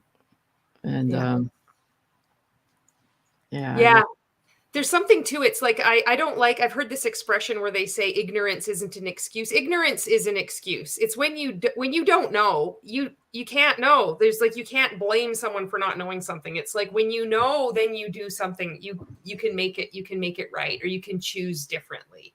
And I want to introduce that in there because I've seen that go on in like the recovery space, especially coming out of multi-level marketing companies, because that is just another way to make you feel shame. Right. And that's like controlling you then. So like coming out and healing about this, it's about like not letting that shame control us. That's what I see. And also for many of us, healing, speaking out is a integral part of healing. It's not an option for many of us to hold back until a set time that we are fully healed. That doesn't, like, what the fuck does that even mean? I would just never be doing anything, and I can't. I'm not that type of person. So I wanted to like put that in there too, because I know you had said it's like that, seeing a sinkhole and being like, there's a sinkhole right here. And I recognize that in order to keep warning people about the sinkhole, that you have to hydrate, you have to sleep, you have to eat, there's those things. But at the same time, that's not going to prevent me from yelling that there's a sinkhole. Right. Yeah. Yeah. Yeah. Yeah. And I just started, working with somebody that, I mean, we're just chatting, and it popped up that this person probably has a serious alcohol problem, so for me not to say anything to them that like, gosh, I think you have a serious drink, and and would be denying them, like, an aspect of their healing, you know, which wasn't even a part of our, you know, how we started out working together kind of thing. But I can't ignore that, you know, in working with this person kind of thing. And so it's like, you know, and they're like, well, what makes you think that? Well, the fact that you got 2 DUIs in a year period of time is like, that's an indicator that, you know, you're not drinking socially, and that's not drinking responsibly, and stuff like that. So it's kind of like, it kind of points towards something, you know. So, but you know, I don't know. It's just, but I mean, that's it. It's usually, you know, I think when people leave cults and people leave highly destructive groups, drinking can be an outlet. But at what point does drinking step over the line for people, you know, and it becomes more than just a, like, I'm blowing off steam kind of thing. You know, getting behind a wheel when you're sauced is not smart. You know, like, you not only kill yourself, but usually people who drink drunk kill other people. So I don't tolerate that kind of thing. So this is a comment from Sweet Goth. Knowing now that I used my parasocial influence to send people over to my sister to be recruited is a hard thing to come to terms with, but harder knowing I was used for that ability to. I learned this term. I still have to like look it up, but it's called, like, apparently it's called moral injury, and they say that it's used in the cult recovery space. Yeah. And that is something that is, so here Sweet Goth is not in an MLM, but just used in order to get into that, and struggles with that. And I felt like that, like being in an MLM, and I don't feel like as intense about it as I did leaving, but it's like a betrayal of yourself. That's how I feel, because my mind wasn't my own. And then knowing that what I was doing, I was actually hurting people. And I did, I mean, it wasn't all bad, but there was a lot of shit that was bad. And they were even though maybe they had like a somewhat positive experience, you could be like swimming in a fucking pond of piranhas, and it's like, oh, well, the water was really nice that day. Like, it doesn't mean that it was like a good thing. You know, it was just like they got lucky, you know, that it wasn't that bad. But that, this feeling of people just being so like, I feel so horrible because they know what the potential dangers are that people can experience being into this. Do you have anything to add about this one, or? Yeah, well, I think it gets back to that whole thing about what you're talking about is you know, the whole ignorance kind of thing. It's like, we didn't know, you know, like, yeah, I got into a cult, and, you know, I didn't know at the time, you know, that kind of thing. But once I woke up, yeah, I did what I needed to do to heal myself, and then I did what I needed to do to stop what was going on, you know, and that's all we can do. You know, so, you know, feeling bad about our moral injuries is a good thing, because then what it does is it teaches us to be more aware of what we're getting involved in educating ourselves. You know, like, is this a good thing that I'm getting involved in? You know, and then what is it that we want to do about the moral injury? I mean, we can't go back and change the past. You know, it's not like we can do a redo. Like, oh, if I had a time machine, I would go back and, you know, blah, blah, blah. So we can't go back and do that. It's like, how is it that I want to move forward with my life? You know, so the thing is that, you know, my way of making amends for what I was involved in was one is to try to stop the bastards, you know, and I didn't get off the battlefield. I'm still on the battlefield, you know. I mean, you know, Keith still has motions to file, and Nancy Salzman she's trying to get out of prison now, saying she's sick, that she can't get medical help. And, you know, the thing is that when she gets out, and if she gets, I mean, eventually she's going to get out of prison, but like, is she going to go back to doing her exploration of meaning business? You know? And so the thing is that I'm going to be hot on her parole officer, because she has 3 years of parole to do, to make sure that she's not doing that, because she did it up till the day she went to prison.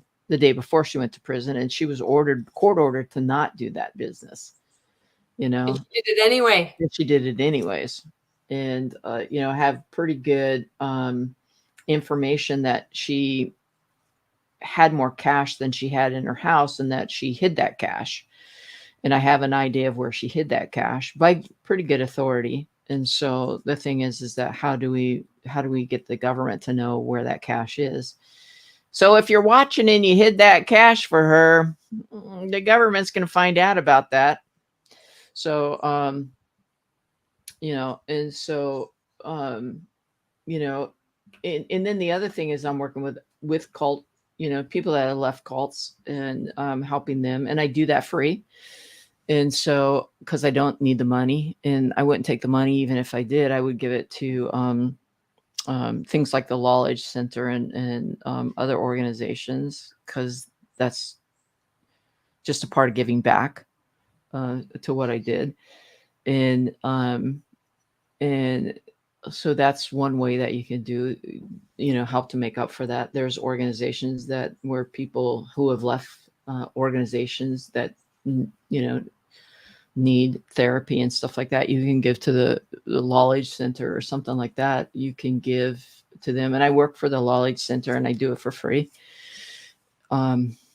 So, you know, you can go to knowledgecenter.org and you can donate to them. And, you know, so there are things that you can do in regards to helping heal that, whatever you feel that moral injury is for yourself. And, you know, or donate your time to whatever organization you feel like might be a good way to donate that. You know, so you know, there's plenty of sinkholes out there, you know. Yes. Find a sinkhole that you want to help fill in, you know, that kind of thing. And so, and I get asked to do these kind of shows all the time. And so I try to space them out so that, you know, it's not the Susan Doan show every week. Because, you know, a lot of people are interested in NXIVM kind of thing. So, you know, and everybody has their own story to tell about NXIVM. Mark Vicente does a good job. Sarah Nippy do an excellent job. I mean, Mark does an excellent job. Sarah Nippy do an excellent job. I try to do an excellent job. And so, you know, I haven't even been on my website a really long time because I'm so busy doing other stuff. And then I try to have a normal life, you know. It's gardening time, and I'm trying to get my garden beds up and my yard weeded and my travel trailer fixed so I can go camping once in a while. And, you know, and stuff like that. So, you know, I think that when we have moral injuries, it's just like, what am I going to do to like heal this? I mean, healing it is one thing. Beating the crap out of yourself is just spinning your wheels. You know, it's like, you know, we all make mistakes. I'm going to continue to make mistakes in my life. Yeah. You know, it's just a part of living, you know, so we're not perfect people.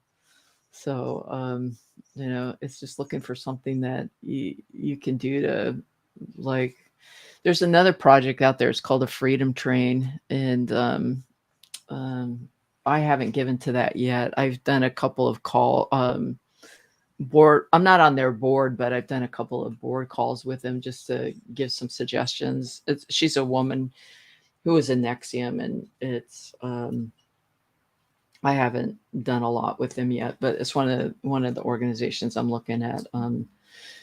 One of the things that I'm thinking of doing is putting a couple of organizations that I would like to donate to, with people that I work with. They're like, is there any way that I could donate to you? And I'm like, no, but I'll put like the Knowledge Center and probably the Freedom Train on my website, and then people can donate to those organizations. So it doesn't come through me, Yeah.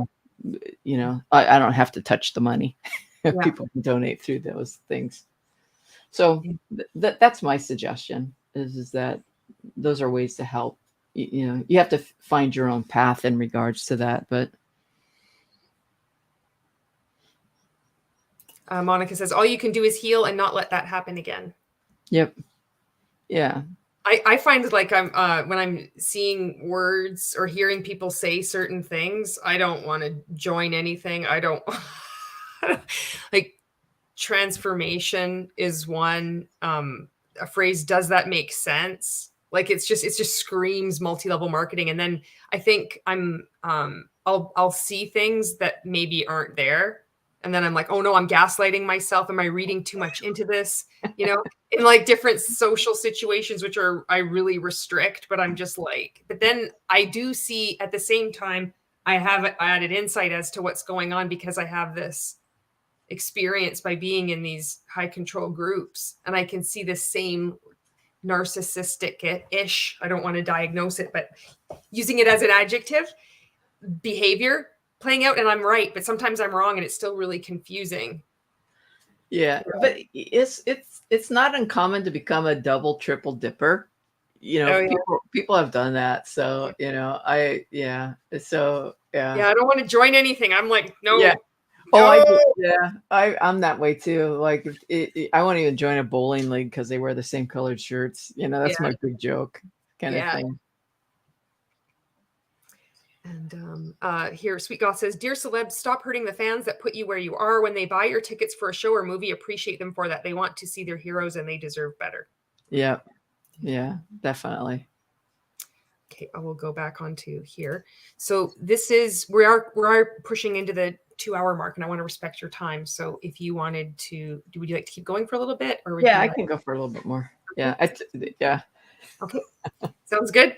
All right. So this is, I thought we could go to this part, like the do your homework part. Oops. On this.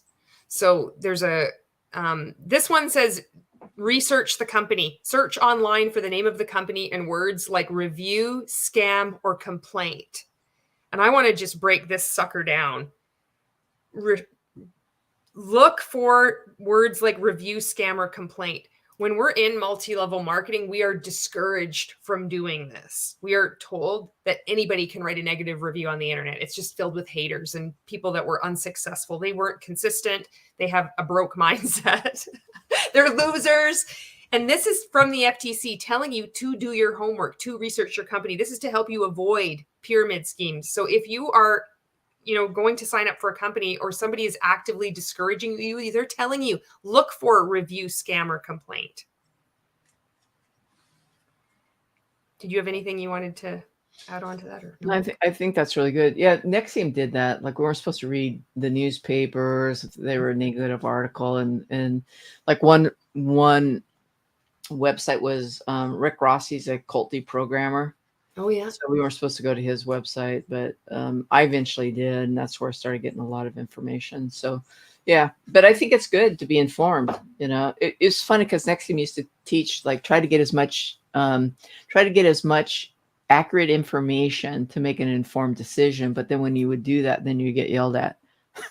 You can't win contradictions. And then you have a breach that you don't know exactly what is the breach, right? Yeah. So do the research, research the company, but look at what it says specifically. It's like, look for review, scam, or complaint. And also it says you may also want to look for articles about the company in newspapers, magazines, or online. Does the company have a good reputation for customer satisfaction?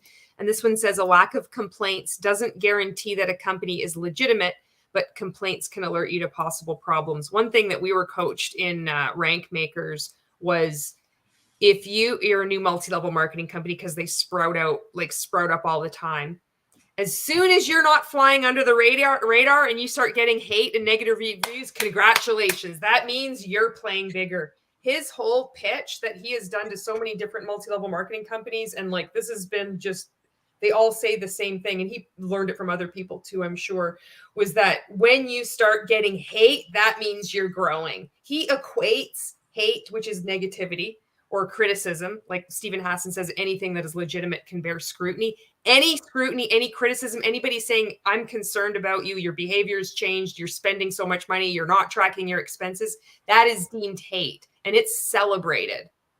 So that's how they winkle their way out of you looking for like complaints or scams or complaint. It's dealt as, it's like, congratulations, your company is no longer flying under the radar, you're playing big enough. It's so weird because that's not reality. When you are having success and growing, your business is growing, yes, you might get people that are like not happy with a product or service or whatever, but not to the scale that which happens with multi-level marketing. And they reframe it. It's a celebration. It's so fucking weird. Yeah, the Better Business Bureau is a good place to go to too, in regards to that. So check out their ratings in regards to customer complaints and return of products and stuff like that. This one is research what distributors are saying. Individual distributors often post their own training videos online to promote the MLM. Search for these materials. Be suspicious if these trainings make earnings claims. Tell you that the fastest way to make money is to recruit, or suggest that all you need to do to build a downline is to find two people who find two people. Claims like these are hallmarks of a pyramid scheme. And that's what every multi-level marketing company I see online that does. And this is what happened with Mon8 as well. They might not say the word recruit. They might say the word sponsor or enroll or build your organization or grow your team, but they mean recruit.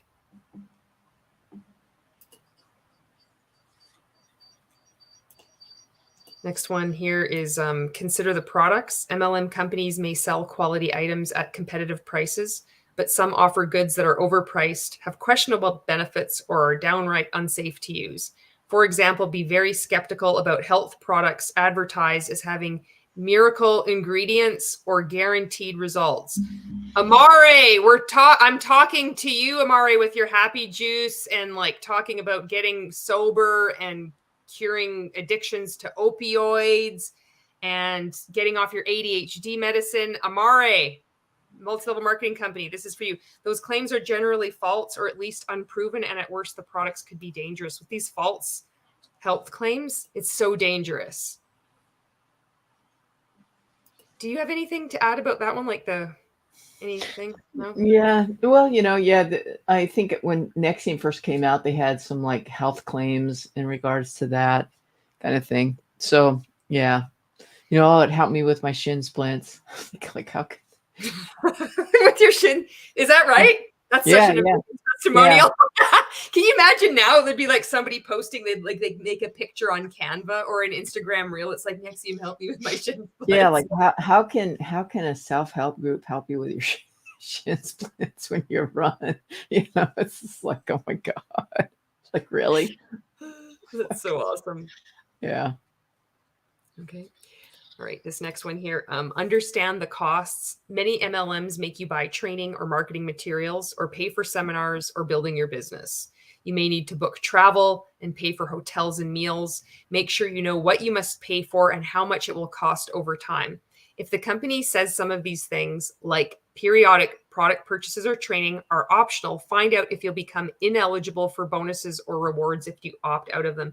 The important thing to stress with this stuff is that these things need to be asked before you join a multi-level marketing company. It's too late once you're in, because we will winkle our way out of saying why, like explaining why this isn't a good idea to do. It's like, but you don't understand, this is an investment in myself. This really isn't an expense.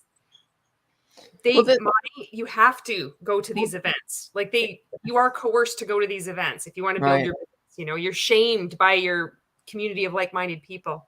Well, it gets down to the profit and loss. A lot of times people, when they're in businesses like this, they don't ever look at the profit and loss of their business. In organizations, they don't ever encourage you to take a look at like, how much money am I actually spending to be in this organization versus how much money am I actually making? And what they do is they sell whatever the dream is. Like, I'm working with some people now that are in Eastern philosophy kind of cult. And they're taking a look at actually going to the DOJ, FBI kind of thing to see if they can shut down what's happening in America. Because if they can shut down what's happening in America, then they can shut down what's happening in India. And so, and the thing is that while you're in, you don't make any money. And I'm like no money, that would have been my first turn off, because, it's like, I like to make money and, because I have bills, kind of thing. But the thing is that, the thing is that that's in legal terms, that's called forced labor. But the thing is that what what they're exchanging their labor for is spiritual growth, kind of thing. So that's the exchange. Is I get to be a teacher in this Eastern philosophy cult, or I get to be a monk in the Eastern philosophy cult in order to, so I give my labor free. But then if I leave, or if I'm kicked out or whatever, then I could be in there 10 years and I leave and I have nothing, but they have fed me and they have housed me and those kinds of things. So there is that exchange, the kind of thing, but there isn't a 1099 for the exchange kind of thing. But when I leave, I leave broke, that kind of thing. But in a company like yours, you don't keep track of the profit and loss. Like I spend this amount of money on my training and my car and my gas and my plane tickets and my hotels and stuff like that. And then I'm bringing in this check every month, so I don't keep track of any of that because I have this dream in my mind of what is going to happen, and it doesn't happen this year. Well, I'll just try a little bit harder, kind of thing, and for me, I didn't keep track of any of that. So what I did was I just had this spreadsheet of what my debt was and what my payoff of the debt was. And I had to reach this level of this. And if I just could get to this qualification, then I could make this much more money, and then I could get to this, and then I could pay off my debt quicker, and then this kind of thing. And then I would get a big check come in once in a while, and I just quickly pay that credit card off. And then I'd have this credit card, and then I'd have this loan, and blah, blah, blah, that kind of thing.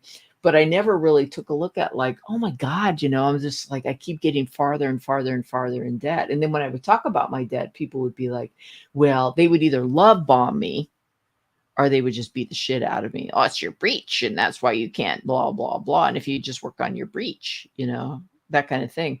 So that's what happens is that people don't take a look at really what their profit and loss is. Where if you were in a regular business and you actually went to business school, or if you took out, went to an SBA loan, you have to turn in a business plan to get those kind of, you would have to know all of that stuff all the time. That's right.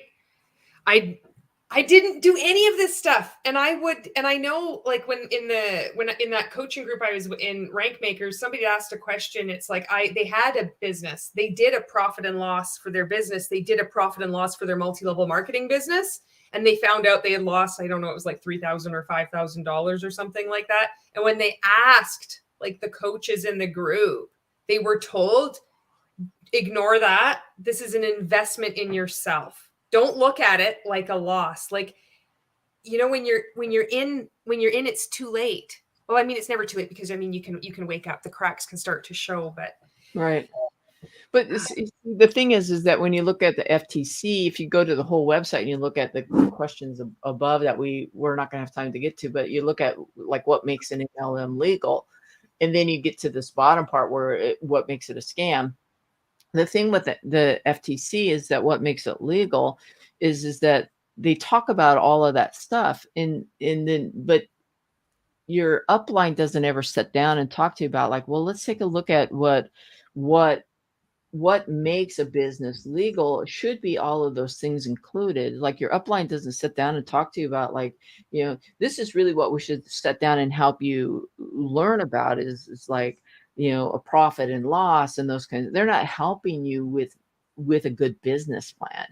They just keep pumping you up when you need to be pumped up to go to the hotel and the conference and all that kind of stuff. And you just need more coaching and this kind of stuff. And if you just bought more product to get into that next qualification for the month or the quarter or whatever, those kinds of things, they don't actually care enough about you to help you really run a business. And that's what MLM should be about, is like this is a home-based business that you can build. Or like NXIVM, this is if you wanted to get into the business aspect, this is a business that you could be. The business model sucked, and I kept saying this business model sucks, and you said it was renegotiable. Well, I want to renegotiate my percentage. And that, like, well, all you need to talk to blah, blah, blah. Well, not blah, blah, blah was never available. And then when next time I go back, well, it's like you need to talk to blah, blah, blah over here. Well, blah, blah, blah would never make time to talk to me. And so when I would complain about the business model all the time, it was either my fault or blah, blah, blah, whoever blah, blah, blah of the month was never available. And I just kept getting deeper and deeper in debt, thinking like, God, if I just worked harder. Well, there wasn't any more hours in the week to work harder. This is a question from Michelle Carpenter. She does a lot of work advocacy. She was in Washington, D.C. at the Consumer Protection Challenge there, speaking up. She's like, I'm going to be helping facilitate a conversation between an XI and a NXIVM survivor soon, and plan on asking a lot about the overlap with MLM too. Anything I should ask? Yeah. Well, yeah. I mean, yeah. Actually, gosh. Sorry. I'll leave that up there. Sorry. Yeah. Yeah. I mean, Scientology and NXIVM were actually very similar. NXIVM, Keith Raniere studied a lot about Scientology. So, I mean, they were very similar in a lot of different ways, except Scientology is a religion, is tax exempt. It's a religion. It's a religion. So it's tax exempt. NXIVM wasn't. And so, but they were tax exempt in some ways because they didn't pay a lot of their taxes. So I think the IRS is putting a lien against Keith's $8 million inheritance that he's supposed to get from Pam Kafritz. So yeah, the IRS is going to get him one way or another. But yeah, they're very similar, and we just spent like 2 hours talking about MLMs. So maybe I don't know how soon you're going to talk to it, but if you can watch this recording when it comes out, there'll be we talked a lot about NXIVM in regards to how it was an MLM. So I think you'll get a lot of information in regards to the conversation that we just had. Oh, great. And she also asks, did Keith try to go the tax exempt way? No, he never tried to make it a religion. So yeah. So yeah, I wish he would have, because then I would have never joined. That would have been an easy dodge. Yeah, that would have been like not interested. Yeah, because then it would have been too much of a cult for me. So yeah. How are you feeling? You ready to? Yeah, I think if people are done, I mean, yeah. So yeah. So, but if people have last minute questions they want to answer, then people can go to the if people want to go to the FTC website, they can. It's there. I mean, all you have to do is go type in FTC MLMs, and all the information is there. But if people have last minute questions, I'm good to hang out for a little while. Okay, I just posted the link there in the yeah. I'll also post it like after this post. I'll put it in the description. Yeah. So just yeah, if you have any last minute questions or comments or whatever, I wanted to use. We both wanted to use this like to have a conversation and to see and to interact with you that are watching this. So it's not just this. This is why multi-level marketing companies and high control group, why are they even illegal? Or why are they even legal? It's to help you critically think and to question, why are they legal? And just to give you a bunch of points that are from the FTC site, to encourage you to keep critically thinking. And to also, if you're starting to wake up from a high control group or a multi-level marketing company, and just to see people like leaving these awesome comments. Thank you so much for leaving all these comments. I was reading some of them. We were able to Susan was gracious enough to answer a lot and comment on so many of them. And I want to thank you. The comments are always where it's at.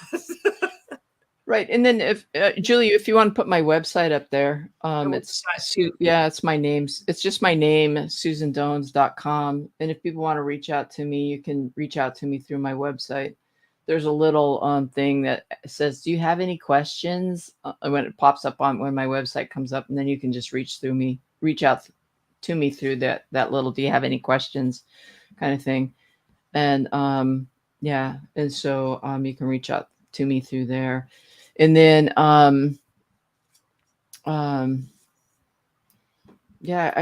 yeah, and we'll probably do this periodically. We'll find something to talk about. Find something to talk about, exactly.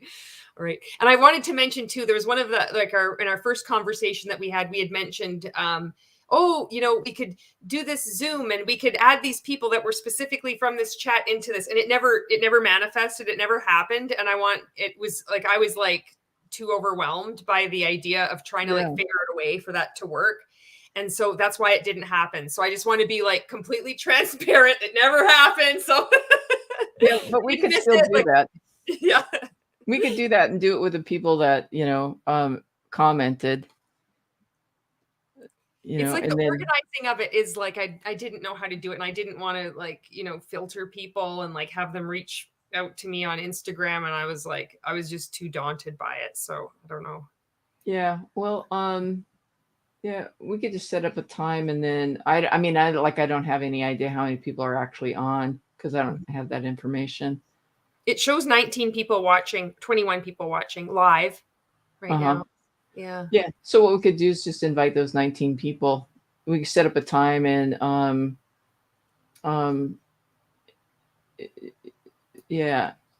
we could just invite those 19 people. We could do 19 people.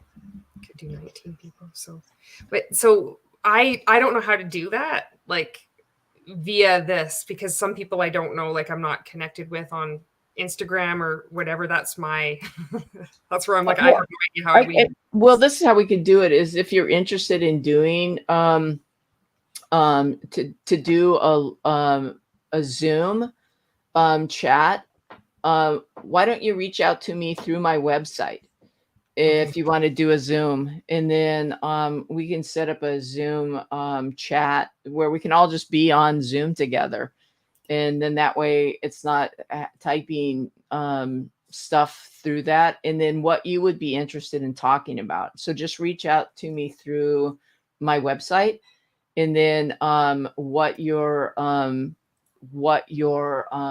Instagram handle is, or your Instagram or Twitter handle is. And then I can set it up because I'm the one who has the Zoom link. And then Julie can just take a break from it because she set up these live chats. How's that sound, Julie? Thank you, Susan. Yeah, it'll probably be sometime in July, probably, maybe. Okay, that sounds cool. All right. Yeah, and then the other thing that Julie and I've talked about is just setting up. It won't be a therapy group but we've talked about maybe doing every other week discussion group for people that have been in cults or MLMs. It wouldn't be something that would be charged for, but it'd be just a every other week discussion group, and that'd probably start sometime in June, right? Yes. Later in June. Yeah. And that'd be a Zoom discussion group. And so it's not a therapy group, but it's just like, hey, we got the shit beat out of us kind of thing. And it'd just be kind of like a 90-minute discussion group that we're going to be doing every other Tuesday. It's going to be on Tuesdays. Yes. Yeah. So it'll be 5:00 Pacific Standard Time, 8:00 Eastern Time. And if you live in between that, you'll just have to figure out what time that is. So I think we looked at the possibility. Let me get to my month calendar. So we looked at maybe starting that on June 27th. So yes.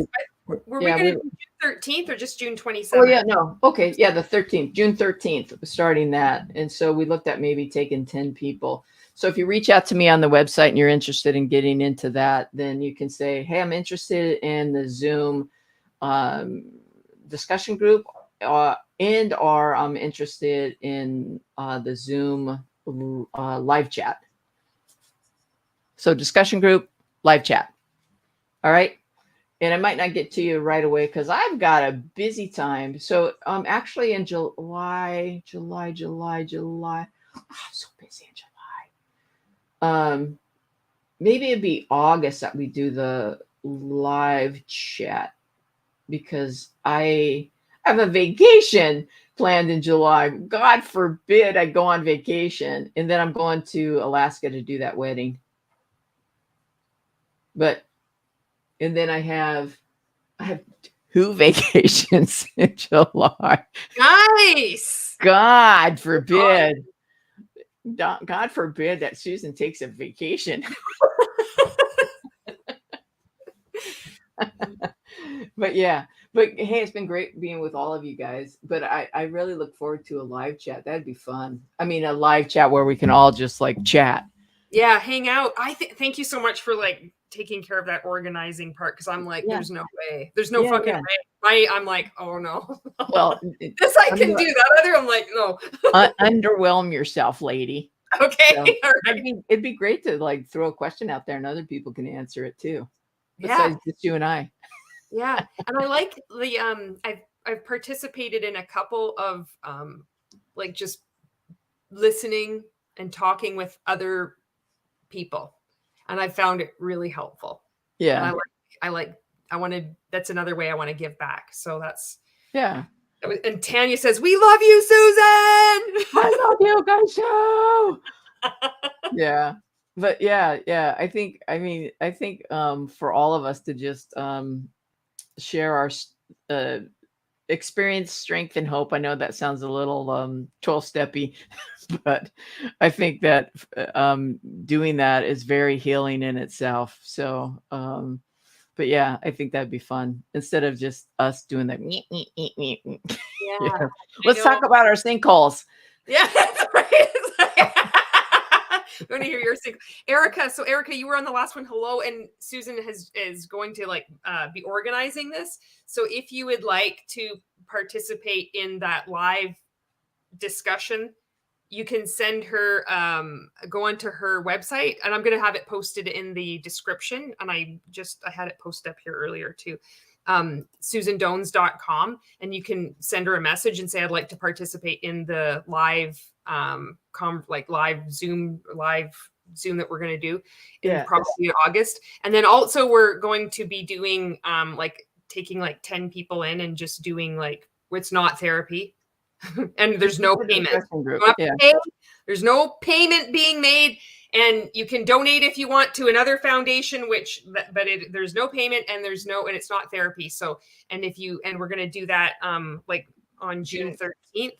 Yeah, June 13th, and then it'll be every other week. Yeah. Unless I'm on vacation.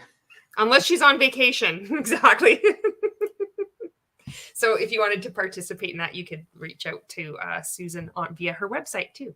Yeah, there's a little place on my website where it says, do you have any questions to ask? Yeah, actually, I could pull this up right now. Yeah. Here it is right here. All right. So this is Susan's website. Took me a moment there. Sorry about that, Susan. That's so right. Here's welcome to Susan Dones, an NXIVM whistleblower. And here, I think you have to accept the cookies. Accepted the cookies? Yeah, it's that little thing down right there. Right here. Right. So there it is. Contact us. And then you could contact her right there. Right message in right here. All right. There you go. And there's that Darren Brown movie that I was talking about. Oh, right here. Okay. Yeah, that talks about NLP and hypnosis. Oh, okay. All right. You recommend this? Watching? Yeah, if you want to find out about how NLP and hypnosis works. Okay. In a bad way. Okay. Yes.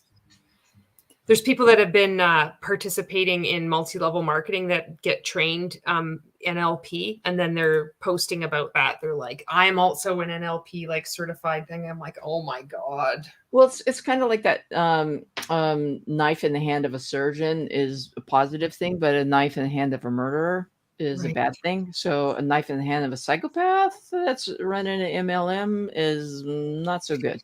Exactly. So, all right, I got to pop off because yeah, I got things to do tonight. So thank you guys. Alrighty. Thank you so much, Susan. You're so welcome. We appreciate you. I appreciate you all too. Until next time. Oh, All I right. can hit remove if you want. Okay. All right. Oh, there. All right. And I'm going to just say goodbye. Goodbye. Thank you so much for being on tonight. I appreciate you so much. And thank you for all your comments. I know, with the title, it's like, it's kind of a talking point of like going off and just exploring through the conversation where it's going to take us. And especially Susan has such powerful experiences. I mean, she was in NXIVM. She's a fucking whistleblower. She defended herself against 7 of NXIVM lawyers and won. She went bankrupt. She's helped so many people. So I want to just let the conversation go wherever it goes. And I also want to incorporate all your comments, as many as I can, and also your questions, because there's something that's really magical that happens when you're interacting, when we're interacting with each other. There's a lot of things I wouldn't bring up. There's a lot of things like I wouldn't even think of. It's because of the comments that you leave. And so that's why I want to just kind of include you in this too. And Tanya says, Sweet Goth says, bye. Tanya says, I'm so glad y'all behaved. I was the only mod. Thank God. Yeah. And Sweet Goth says, I always behave. Thank you so much for watching. And if you want to participate in that thing, you can check out Susan's website. And yeah, I'll see you in the next video. Bye.